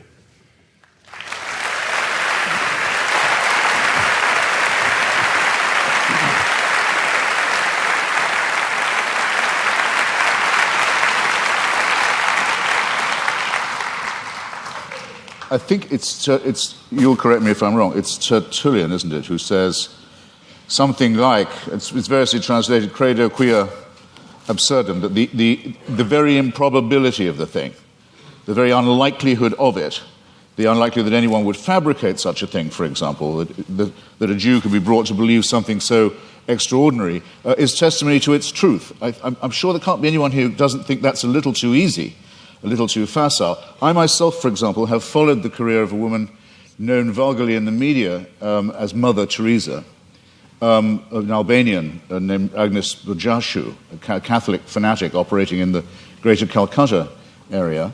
And I watched every stage of her career as a candidate for, and then the recipient of, beatification and shortly canonization. The canonization will require, and as the Vatican demands, the attestation of a miracle performed by her posthumous intercession. And the miracle's already been announced. A woman in Bengal fortunately already a devout Catholic, by pressing a medal of Mother Teresa to her stomach, made a tumor go away, or so she says. All the witnesses to this have since recanted. All the doctors have given a much better explanation of how she was cured, of the swelling and the growth and what the medicines were and so forth, but they're still stuck with it. They have to go ahead with this process which will lead to countless untold suffering in India, because it will appear to license the bogus charlatanry of shaman medicine and intercessory medicine rather than the real thing. All of this will have to be gone through, this awful display, in the name of faith. And I just happen to have watched it at every stage, and I can tell you, it's depressingly easy to get a religious rumor started. You can count on an enormous amount of pre-existing credulity among illiterate, frightened, ill-educated populations. There isn't a literate, written down, properly attested witness of any real sort in the Gospels. It is, and you may as well admit it and stick to it because it's what you're good at, it involves an act of faith. Second, on the matter of my moral question, yes, it's true that Doug Wilson said that tithing was something I couldn't do, but then, I'm not moving the goalposts here, I don't think I'd regard giving all my money to the new St. Andrew's Church as a moral act. The only challenge that I've had so far that I really couldn't get out of, I should share it with you, was I was told, well, you couldn't do this. You couldn't say, Father, forgive them for they know not what they do. No, but nor could you, as people of faith. You wouldn't dare. It would be blasphemy for you to do it. There's only one person who can do that, even on your account. So with respect, ladies and gentlemen, I think both my challenges stand. It hasn't been shown that I couldn't be a moral person despite my unbelief, and it has certainly not been demonstrated that unbelief will guarantee you against, the belief will, I'll say it again, that unbelief will ensure you against wickedness. You mentioned things like apartheid and Nazism. Well, let me just run it by you. Partly this often comes up because people say, what about the crimes and wickednesses of the secular world? The apartheid system in South Africa was actually a creation of the Dutch Reformed Church. It was justified theologically as the giving of a promised land to one Christian religious tribe, in which everyone else was supposed to be hewers of wood and drawers of water. It wasn't until the Dutch Reformed Church, under pressure, agreed to drop their racist preachments of many years that the apartheid system could be dismantled. The dictatorship in Greece in 1967 to 74 was proclaimed by the Greek Orthodox Church as a Greece for Christian Greeks. The Russian Orthodox Church at present, maybe this is one of the churches you don't recognize as Christian, I don't know, but it's currently become the bodyguard of the Vladimir Putin dictatorship in Russia. They are now producing, the Russian Orthodox Church, actual icons with halos around them of Joseph Stalin for distribution to extreme Russian nationalists and chauvinists for whom the church has become the spiritual sword and buckler. In Nazi Germany, prayers were said every year on the Führer's birthday by order of the churches for his survival and well-being. The first concordat signed by Hitler and by Mussolini in both cases was with the Vatican. If you take out the word fascist from any account of the 1920s and 30s, any reputable historical account, and you insert the words Christian right wing or actually Catholic right wing, you don't have to change a word of the rest of the sentence. And the third member of the Axis, the Japanese Empire, was led by someone who actually claimed he was himself a god, and to whom everyone in Japan was a serf and had to admit his godhead and divinity. And it was said to all of them, where would we know without the emperor? How would we know what to do? How would we know what a right action was? Without him, there would be screwing in the streets. There would be chaos. No one would know their bearings. Without our God, we would be rudderless. Many Japanese people, in fact, it's pitiful to report, still actually believe that. Now, I want to say, in other words, that religion is the outcome of unresolved contradictions in the material world. That if you make the assumption that it's man-made, then very few things are mysterious to you. If you make the assumption that religion is man-made, then you would know why, it would be obvious to you why, there are so many religions. When you make the assumption that it's man-made, you will understand why it is that religion has been such a disappointment to our species, that despite innumerable revivals innumerable attempts again to preach the truth, innumerable attempts to convert the heathen, innumerable attempts to send missionaries all around the world, that the same problems remain with us, that nothing is resolved by this, that if all religions died out, or all were admitted to be false, instead of, as all believers will tell you, only some of them are false. In other words, we're faced with the preposterous proposition that religion are either all of them true, or none of them true, or only one exclusive preachment is true. And none of these seem to me coherent, and all of these seem to be the outcome of a man-made cult. Assume that all of them were discredited at the same time, all of our problems would be exactly what they are now. How do we live with one another? Where indeed do morals and ethics come from? What are our duties to one another? How shall we build the just city? How shall we practice love? How shall we deal with the baser, what Darwin called the lowly stamp of our original origins, which comes not from a pact with the devil or an original sin, but from our evolution as well. All these questions, ladies and gentlemen, would remain exactly the same. Emancipate yourself from the idea of a celestial dictatorship, and you've taken the first step to becoming free. Thank you.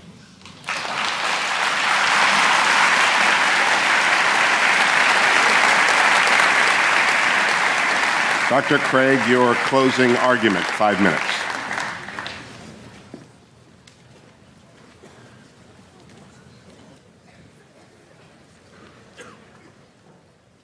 In my final speech, I'd like to try to draw together some of the threads of this debate and see if we can come to some conclusions.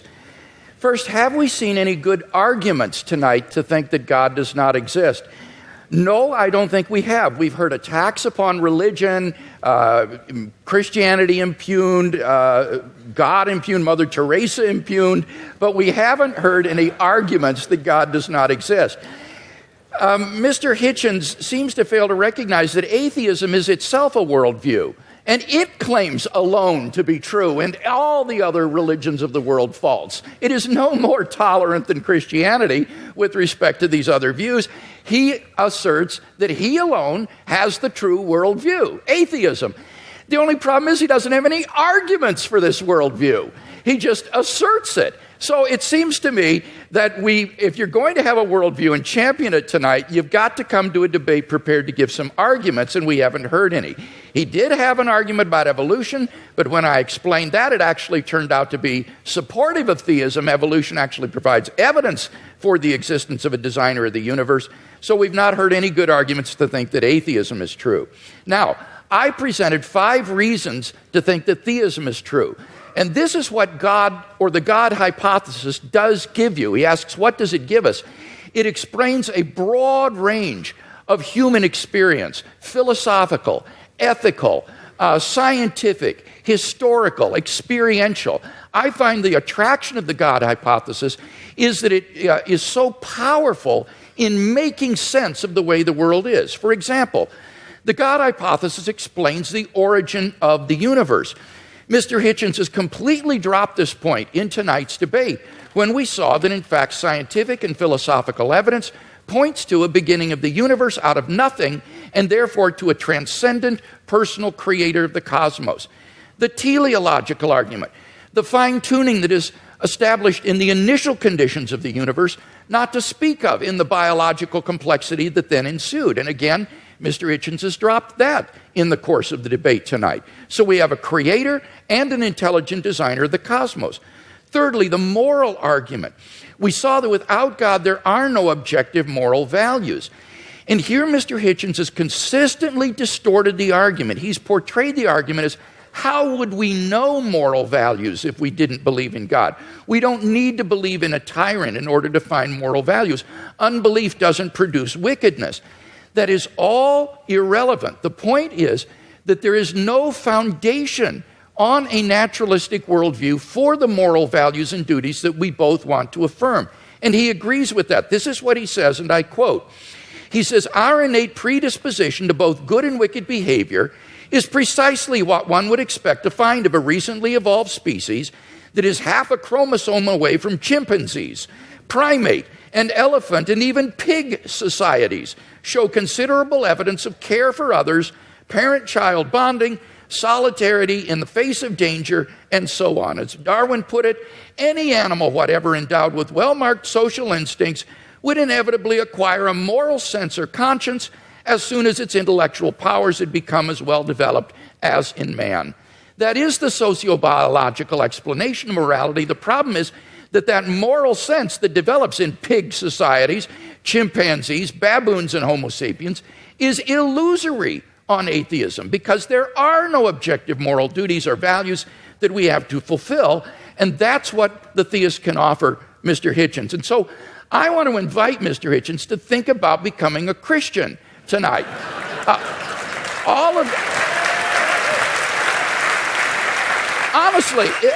Honestly, if he is a man of goodwill who will follow the evidence where it leads, all of the evidence tonight has been on one side of the scale. And he wants to affirm objective moral values, so why not adopt theism? The resurrection of Jesus has gone unrefuted. The argument is not that it's too improbable to be false. The argument is that you need a historically sufficient explanation to explain why the disciples came to believe this. And there isn't one apart from the empty tomb and appearances. It's not a matter of rumor, because the empty tomb was public knowledge in Jerusalem. It would be impossible for Christianity to flourish in Jerusalem in the face of an occupied tomb. Finally, the immediate experience of God. If there's anybody watching or listening to the debate tonight who hasn't found God in a personal, experiential way, then I want to invite you as well to think about becoming a Christian. I became a Christian as a junior in high school, and it changed my entire life. And I believe that if you'll look into it honestly with an open mind and an open heart, that it can change your life as well.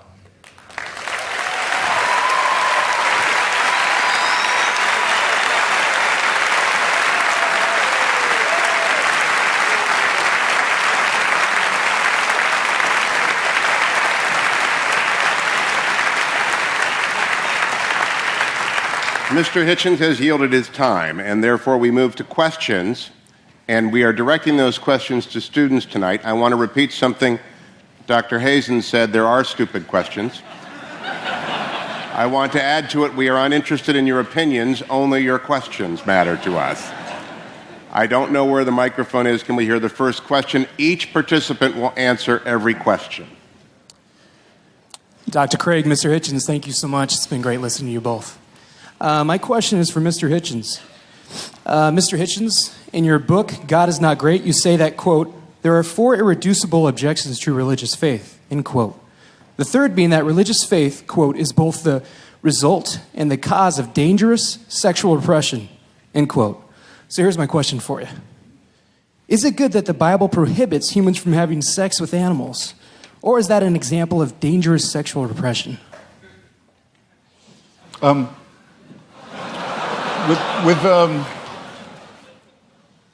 The allusion I was making was not to the man-made in the ordinary sense nature of religion, that you can tell from studying some of its codes that it's humans that are inventing it. That's why so many of the injunctions in the Old Testament are, as you quite rightly say, concerned with agriculture, shall we put it delicately.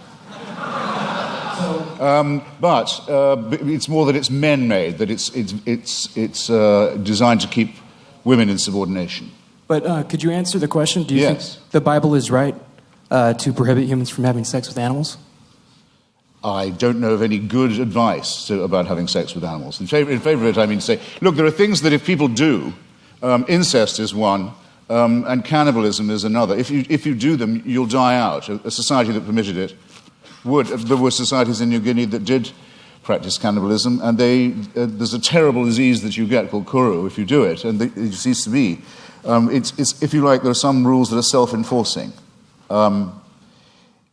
That's not what when I was talking about sexual repression, I was talking about the enormous number of prohibitions on sex between men and women, and on the evident fear of female sexuality, and the superstitious dread, for example, of female menstrual blood, things of this kind. Dr. Craig, your assessment of that question and answer.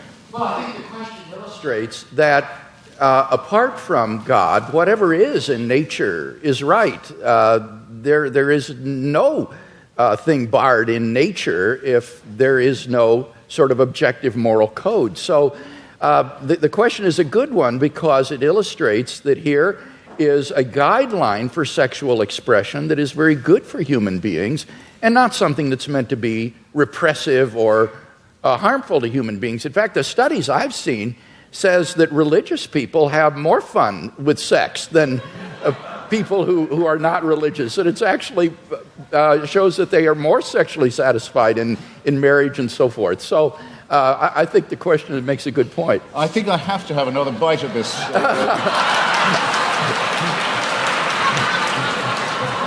This tempting cherry. You see, if it's true that, as I think it is, that nature is pretty indifferent, pretty callous, pretty random, then who is the designer? But many people say concerning the ban on homosexuality, for example, in the Old Testament, they'll say, well, homosexuality is against God's law and it's against nature's law. Well, in that case, why does nature see to it that so many people are born homosexual? Or, if you want to rephrase it, why does God have so many of his children preferring sex with their own gender? It doesn't help. It doesn't, in clarifying and elucidating this, it doesn't help to assume a supernatural authority. Whereas, if you look at the reasons given by Maimonides and the other sages for the practice of circumcision, it is precisely to dull and to blunt the sensation of an organ which I don't think even... well, I'll leave it there. Our next question. It's explicitly designed, in other words, to reduce sexual pleasure, make it more of a painful duty than a celebration. Well, you asked for it. I don't want to misrepresent myself. I was a student here and graduated.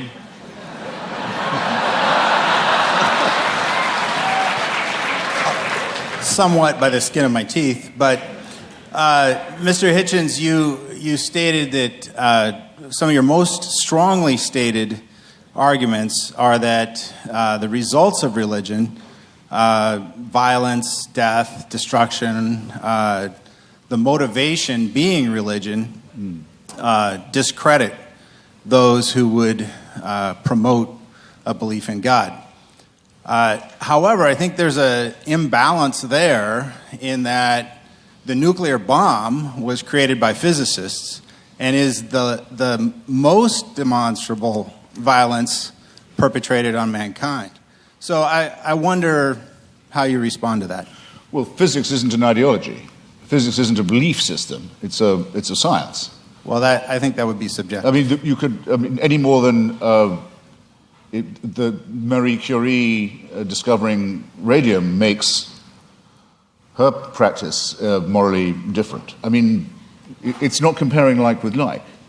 What I'm talking about are specific religious injunctions to do evil, to mutilate the genitalia of children, for example, to take the pastor, Douglas Wilson, who Dr. Craig was just mentioning, with whom I crossed swords several times this year, recently in Dallas.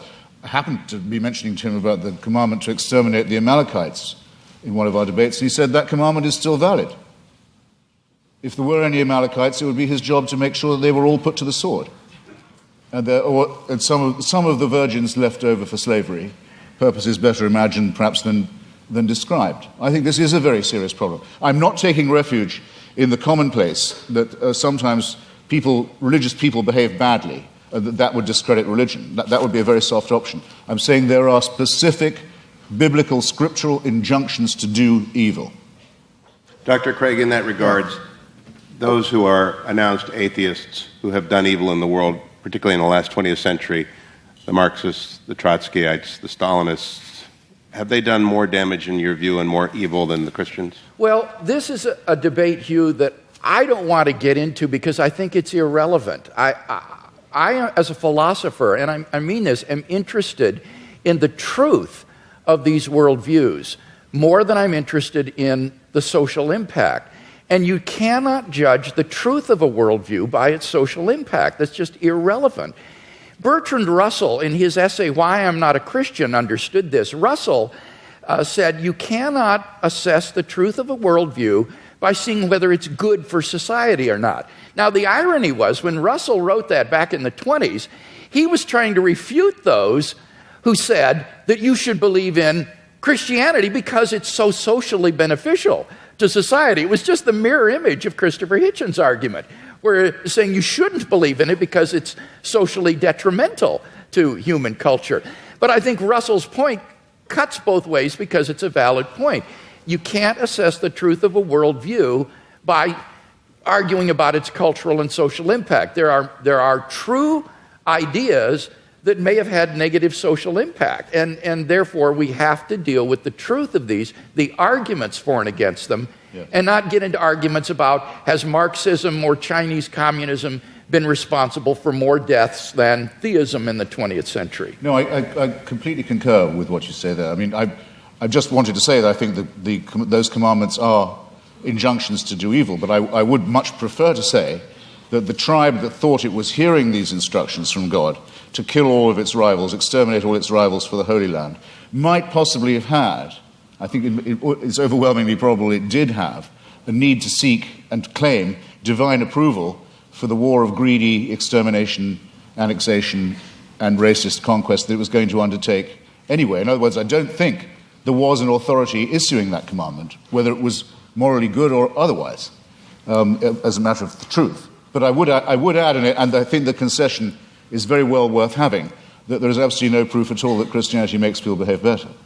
And wait a minute, I didn't concede that. What I said, I wasn't going to argue that because it's irrelevant, but by no means did I concede that. And I do appreciate as well the way you framed the issue about the Canaanites. I think you're quite right in saying that this is not an issue about whether or not God exists. Rather, this is a question about biblical inerrancy.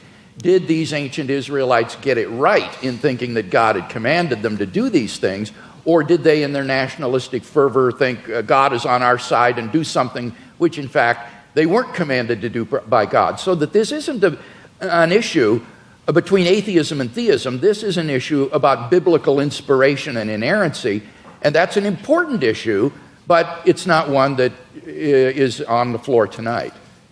Our next student question. Hi, my question is mainly directed at Mr. Hitchens, but Christian theism, as with all theisms that claim a revelation, say that the purpose of human existence is to serve God, and Dr. Craig might want to expound on that in some way. But Mr. Hitchens, as an atheist with no transcendent being giving you a reason for existence, what then is the best way to live life, or what is motivation for living life, or what is the purpose of your existence without a transcendent being telling you what to do? Well, I find it, you see, this is where I find it hard to accept the grammar of your question. It's as if I was only willing to concede supernatural, you want to say transcendent, I want to say supernatural, then my life would have purpose. I think that's a complete non sequitur. To me, at any rate, I'll have to just make the confession. And this is as real to me, subjectively, as any William Jamesian apprehension of the divine. I don't get your point at all. Dr. Craig, one of the written questions says, and I think it is consistent with the question from the audience, you have written that life without God is absurd, but I know unbelievers who are living fulfilling moral lives. In what way is their life absurd? Okay, let me respond to that and to the question here that was asked. I would say that the purpose of life for which God has created us is not to serve God. Remember, Jesus said, I have not called you servants, I have called you friends. And I think the Westminster Confession gets it right when it says the purpose of human existence is to glorify God and enjoy Him forever. God is the fulfillment of human existence. It is in fellowship eternally with God, the source of infinite goodness and love, that the true fulfillment of human existence and freedom is to be found. Now, when I say that apart from theism, life is meaningless, I mean objectively meaningless. This is the same distinction that we're talking about with regard to moral values. I'm saying that on atheism, there is no objective purpose for human existence. As Mr. Hitchens recognizes, eventually the universe will grow cold, dilute, dark, and dead as it runs down toward maximum entropy and heat death, and all human existence and life will be extinguished on an atheistic view of the future of the universe. There is no purpose for which the universe exists. The litter of a dead universe will just expand into the endless darkness forever, a universe in ruins. Now, of course, one can still live one's life as an illusion, thinking, well, the purpose of life is to, say, hit 40 home runs and steal 40 bases every year, in the major leagues, and you draw the meaning of your existence from that. But that's not really the meaning of your existence. That's just a subjective illusion. In fact, your existence on atheism is objectively meaningless. So that's the distinction that I was making. Again, it's between objective and mere subjective illusion.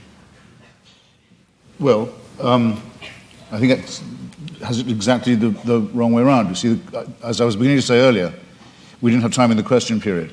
I wouldn't say that atheism was morally inferior. I wouldn't concede that for a second. I don't want to make a claim for its superiority either, but there may be a slight edge here. We don't believe anything that could be called wishful. In other words, we don't particularly welcome the idea of the annihilation either of ourselves as individuals, the party will go on and we'll have left and we're not coming back, or of the entropic heat death of the universe. We don't like the idea, but there's a good deal of evidence to suggest that that is what's going to happen. And there's very, very little evidence to suggest that I'll see you all again in some theme park.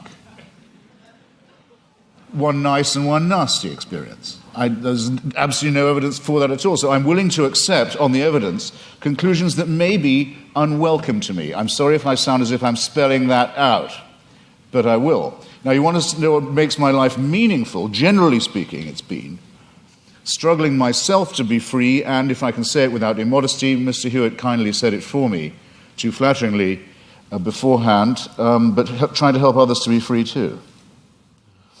That's what's given a lot of meaning to my life and does still, the solidarity with those who want to be as free as I am, partly by luck and partly by my own efforts and the efforts of others. Well, one obstacle to liberty, and that's why I mentioned it, and gave so many examples of it in history and in the present day, is the poisonous role played by fellow primates of mine who think they can tell me what to do in the name of God because God's told them that they have this power. So that's one thing I'd like to be shot of right here in the here and now. And my suspicion is, if you really ask the religious, where do they want power? And what's the world they care about? The next one or this one? It'll be this one every time, because they too know perfectly well that this is the only life we've got. Yeah, I don't think that's true. It seems to me that on the basis of the resurrection of Jesus, that we have grounds for the hope of immortality. This is the foundation upon which the Christian hope is predicated. So again, it gets back to whether or not one has good grounds for thinking that Jesus was who he claimed to be and that God raised him from the dead. Because if he did, then there is hope of immortality. But then I return your question to me, I return it to you in a different form. If there's going to be a resurrection, an ingathering, if in the end all injustices will be cancelled, all tears dried, all the other promises kept, then why do you care what happens in this brief veil of tears? Why do the churches want power in the here and now? Why do they want to legislate for things like abortion or sexuality or morality? Why bother? I mean, isn't it just as much the case, as Dostoevsky says about atheism, that without God all things are possible, that with God all things are thinkable too? Not at all. As Dostoevsky said, if there is no immortality, all things are permitted, he said, because it all ends up the same, it all comes out in the wash the same. But if there is a God who exists, who loves human beings and has created them in his image and endowed them with intrinsic moral value and unalienable rights, then you have every reason to treasure other persons as ends in themselves. And the desire of pro-life persons to champion the lives of the unborn or the lives of the dying isn't a power grab, Mr. Hitchens. It's because they genuinely care about the lives of innocent human beings that they believe are being wantonly destroyed. So it's a very positive motivation. Agreed, but there are perfectly good humanist motives for doing all those things, and if you want to have a reason for caring about the survival and health and well-being of others, the idea that you might depend on them for the only life you've got, and they on you for solidarity, is just as good an explanation for right action. Per contra, if people think God is telling them what to do, or they have God on their side, what will they not do? That's what I meant by the reversal of the Dostoevsky question. What crime will not be committed? What offense to justice and to reason and to humanity is not regularly committed by people who are convinced that it is God's will that they do that? If they commit such atrocities, it is only because they act inconsistently with their worldview rather than in line with it. Jesus would not have been a guard at Auschwitz or someone who would take away the human rights of another person. You need to ask what kinds of actions are sanctioned by a worldview. And on atheism, as Dostoevsky said, it seems everything is permitted. Humanism, without God as a basis for humanism, is just a form of speciesism, a bias in favor of your own species. I think Christianity affirms the real basis for humanism. Auschwitz is the outcome of centuries in which the Christian church believed that the Jewish people had called for the blood of Jesus of Nazareth to be on their head for every generation.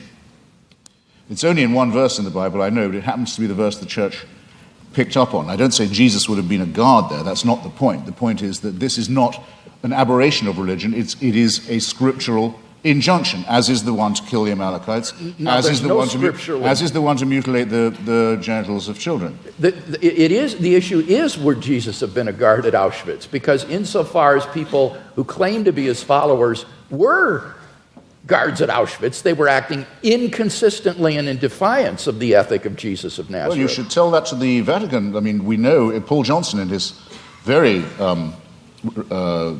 friendly history of Christianity, says that up to 50 to 60% of the Waffen-SS were practicing, confessing Catholics in good standing. No one was ever threatened with discipline by the church, with excommunication, for example, for taking part in the final solution.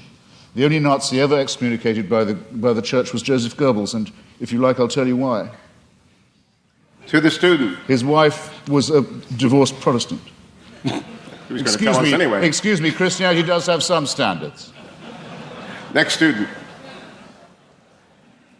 I'd just like to thank both of you guys for being here. And in the interest of fairness, I know I'm playing devil's advocate here, pun intended, but I think since almost all of the questions are going to be directed towards Mr. Hitchens, I think we should have one for Dr. Craig. They're all for both of us. For Dr. Craig, what do you think about Epicurus' argument that if God is omnibenevolent, omniscient, and omnipotent, if he knows about kids in Africa and that are born with AIDS, what do you think about him suggesting, him not intervening and him not changing that fact? That's a question that I've always struggled with. So I'm just wondering, could you expand on that? And I'd also like your input on it. The problem of evil and suffering has been greatly discussed by philosophers, and I think there's been genuine progress made in this century on this problem. I think it's important to distinguish between the intellectual problem of suffering and the emotional problem of suffering, because these are quite different from each other. In terms of the intellectual problem of suffering, I think that you need to ask yourself, is the atheist claiming, as Epicurus did, that the existence of God is logically incompatible with the evil and suffering in the world? If that's what the atheist is claiming, then he's got to be presupposing some kind of hidden assumptions that would bring out that contradiction and make it explicit, because these statements are not explicitly contradictory. The problem is no philosopher in the history of the world has ever been able to identify what those hidden assumptions would be that would bring out the contradiction and make it explicit. On the contrary, you can actually prove that these are logically compatible with each other by adding a third proposition, namely, that God has morally sufficient reasons for permitting the evil in the world. As long as that statement is even possibly true, it proves that there's no logical incompatibility between God and the suffering in the world. So the atheist would have to show that it is logically impossible for God to have morally sufficient reasons for permitting the evil and suffering in the world. And no atheist has ever been able to do that. So the logical version of this problem, I think, is widely recognized to have failed. Those atheists who still press the problem, therefore press it as a probabilistic argument. They try to say that given the evil in the world, it's improbable that God exists. Not impossible, but improbable. Well, again, the difficulty there is that the atheist has to claim that if God did exist, then it is improbable that he would permit the evil and suffering in the world. And how could the atheist possibly know that? How could the atheist know that God would not, if he existed, permit the evil and suffering in the world? Maybe he's got good reasons for it. Maybe, like in Christian theism, God's purpose for human history is to bring the maximum number of people freely into his kingdom to find salvation and eternal life. And how do we know that that wouldn't require a world that is simply suffused with natural and moral suffering? It might be that only in a world like that the maximal number of people would freely come to know God and find salvation. So the atheist would have to show that there is a possible world that's feasible for God, which God could have created, that would have just as much salvation and eternal life and knowledge of God as the actual world, but with less suffering. And how could the atheist prove such a thing? It's sheer speculation. So the problem is that as an argument, the problem of evil makes probability judgments which are very, very ambitious and which we are simply not in a position to make with any kind of confidence. Now, I recognize that that philosophical response to the question doesn't deal with the emotional problem of evil. And I think for most people, this isn't really a philosophical problem. It's an emotional problem. They just don't like a God who would permit suffering and pain in the world. And so they turn their backs on him. What does Christianity have to say to this problem? Well, I think it has a lot to say. It tells us that God is not some sort of an impersonal ground of being or an indifferent tyrant who folds his arms and watches the world suffer. Rather, he is a God who enters into human history in the person of Jesus Christ. And what does he do? He suffers. On the cross, Christ bore a suffering of which we can form no conception. Even though he was innocent, he bore the penalty of the sins of the whole world. None of us can comprehend what he suffered. And I think when we contemplate the cross of Christ and his love for us and what he was willing to undergo for us, it puts the problem of suffering in an entirely different perspective.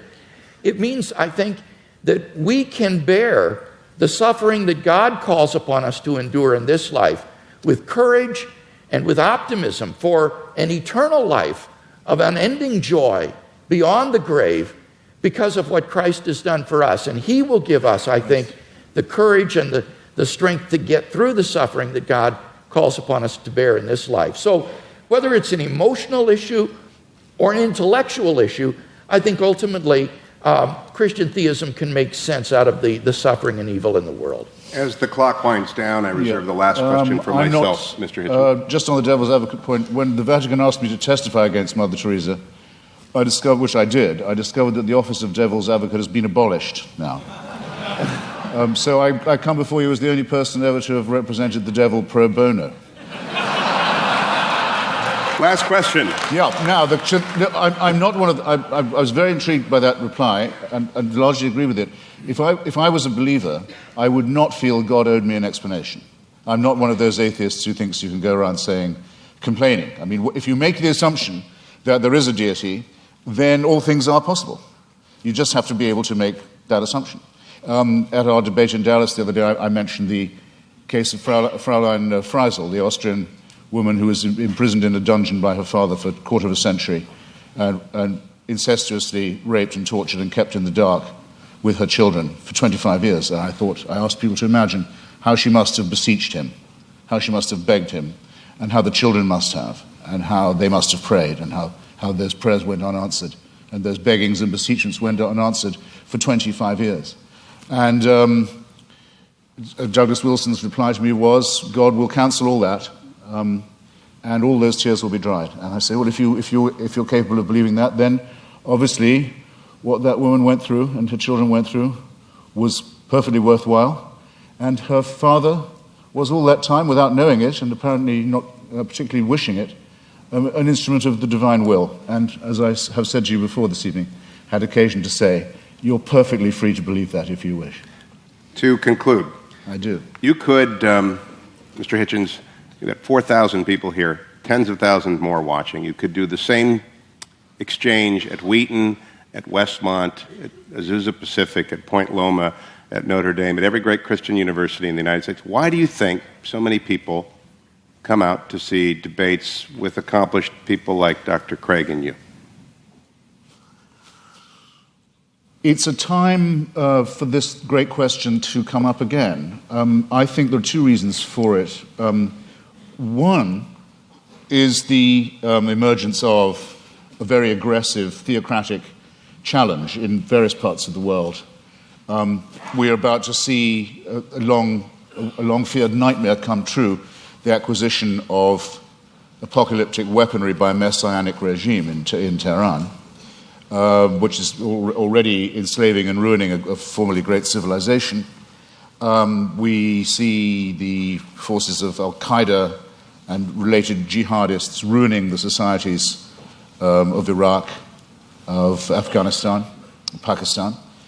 We see Jewish settlers stealing other people's land in the name of God in the hope that this will bring on a messianic combat and the return of the Messiah. And even in our own country, we're not free from people who want to have stultifying nonsense taught to children in school and in science class.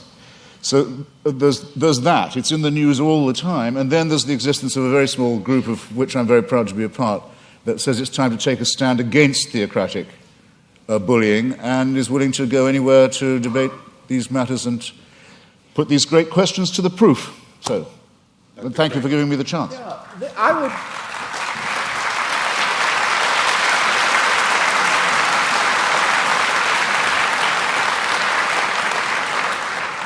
I would answer the question somewhat differently. I think that what we're seeing is the fruit of modernity. In the Enlightenment, the church and the monarchy were thrown off in the name of free thought and unshackled human inquiry. And the thought was that once mankind was freed from the shackles and bondage of religion, that this would produce a sort of humanistic utopia. And instead, I think what we've come to see is that the fruit of the naturalistic worldview is that mankind is reduced to meaninglessness, valuelessness, and purposelessness. And that therefore the question of God's existence has become all the more poignant in our age because we're beginning to question, I think, the fruit of modernity and questioning scientific naturalism. I'm privileged to be part of a revolution in Christian philosophy that has been going on over the last half century that has literally transformed the face of Anglo-American philosophy. As the scientific, naturalistic, atheistic worldview has been challenged in the name of reason and philosophy, and the theistic worldview reasserted. And I believe that we're seeing a tremendous groundswell of interest among lay people as this revolution is beginning to filter down to the man in the street. So I would see us as beginning to question the assumptions of modernity and the bitter fruits of modernity that have been so evident in the 20th century. And I'm hoping that this will lead to a tremendous renaissance in Christian thinking and Christian faith. To wrap up, then,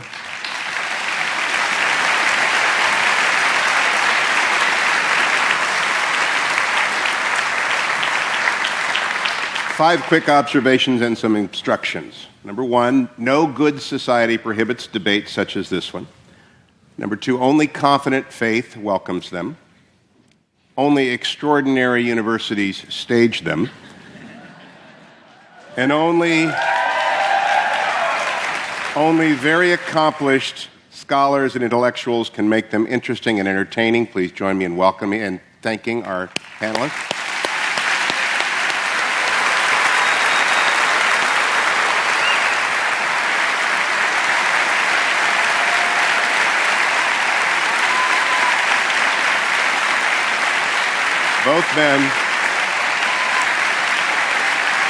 Both men. They did agree on one thing, which is that N.T. Wright is a very impressive man, I think Christopher Hitchens said. And therefore, to the viewing audience who might not know who N.T. Wright is, I recommend on Mr. Hitchens' strong recommendation that you get and read his books. I also want to tell you that I'm going to ask you to stay in your seats as our panelists exit stage right. There's a book signing. And I want to ask you, if you have a book, to stand in line. If you don't, please don't. And to recognize Mr. Hitchens has a 5 o'clock flight in the morning. So get your book signed. He loves to do that. But please don't ask him about his third cousin that you once met in Melbourne. Just let them get to talk to the book. So, gentlemen, I'm going to let you enter stage left here, and I'll hold them for a second. Thank you very much. Stay there so they can get around back.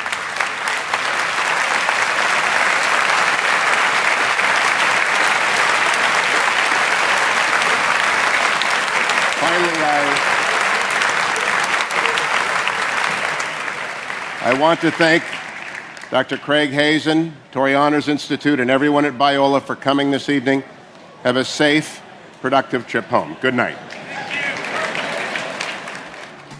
Biola University offers a variety of biblically centered degree programs, ranging from business to ministry to the arts and sciences. Visit biola.edu to find out how Biola could make a difference in your life.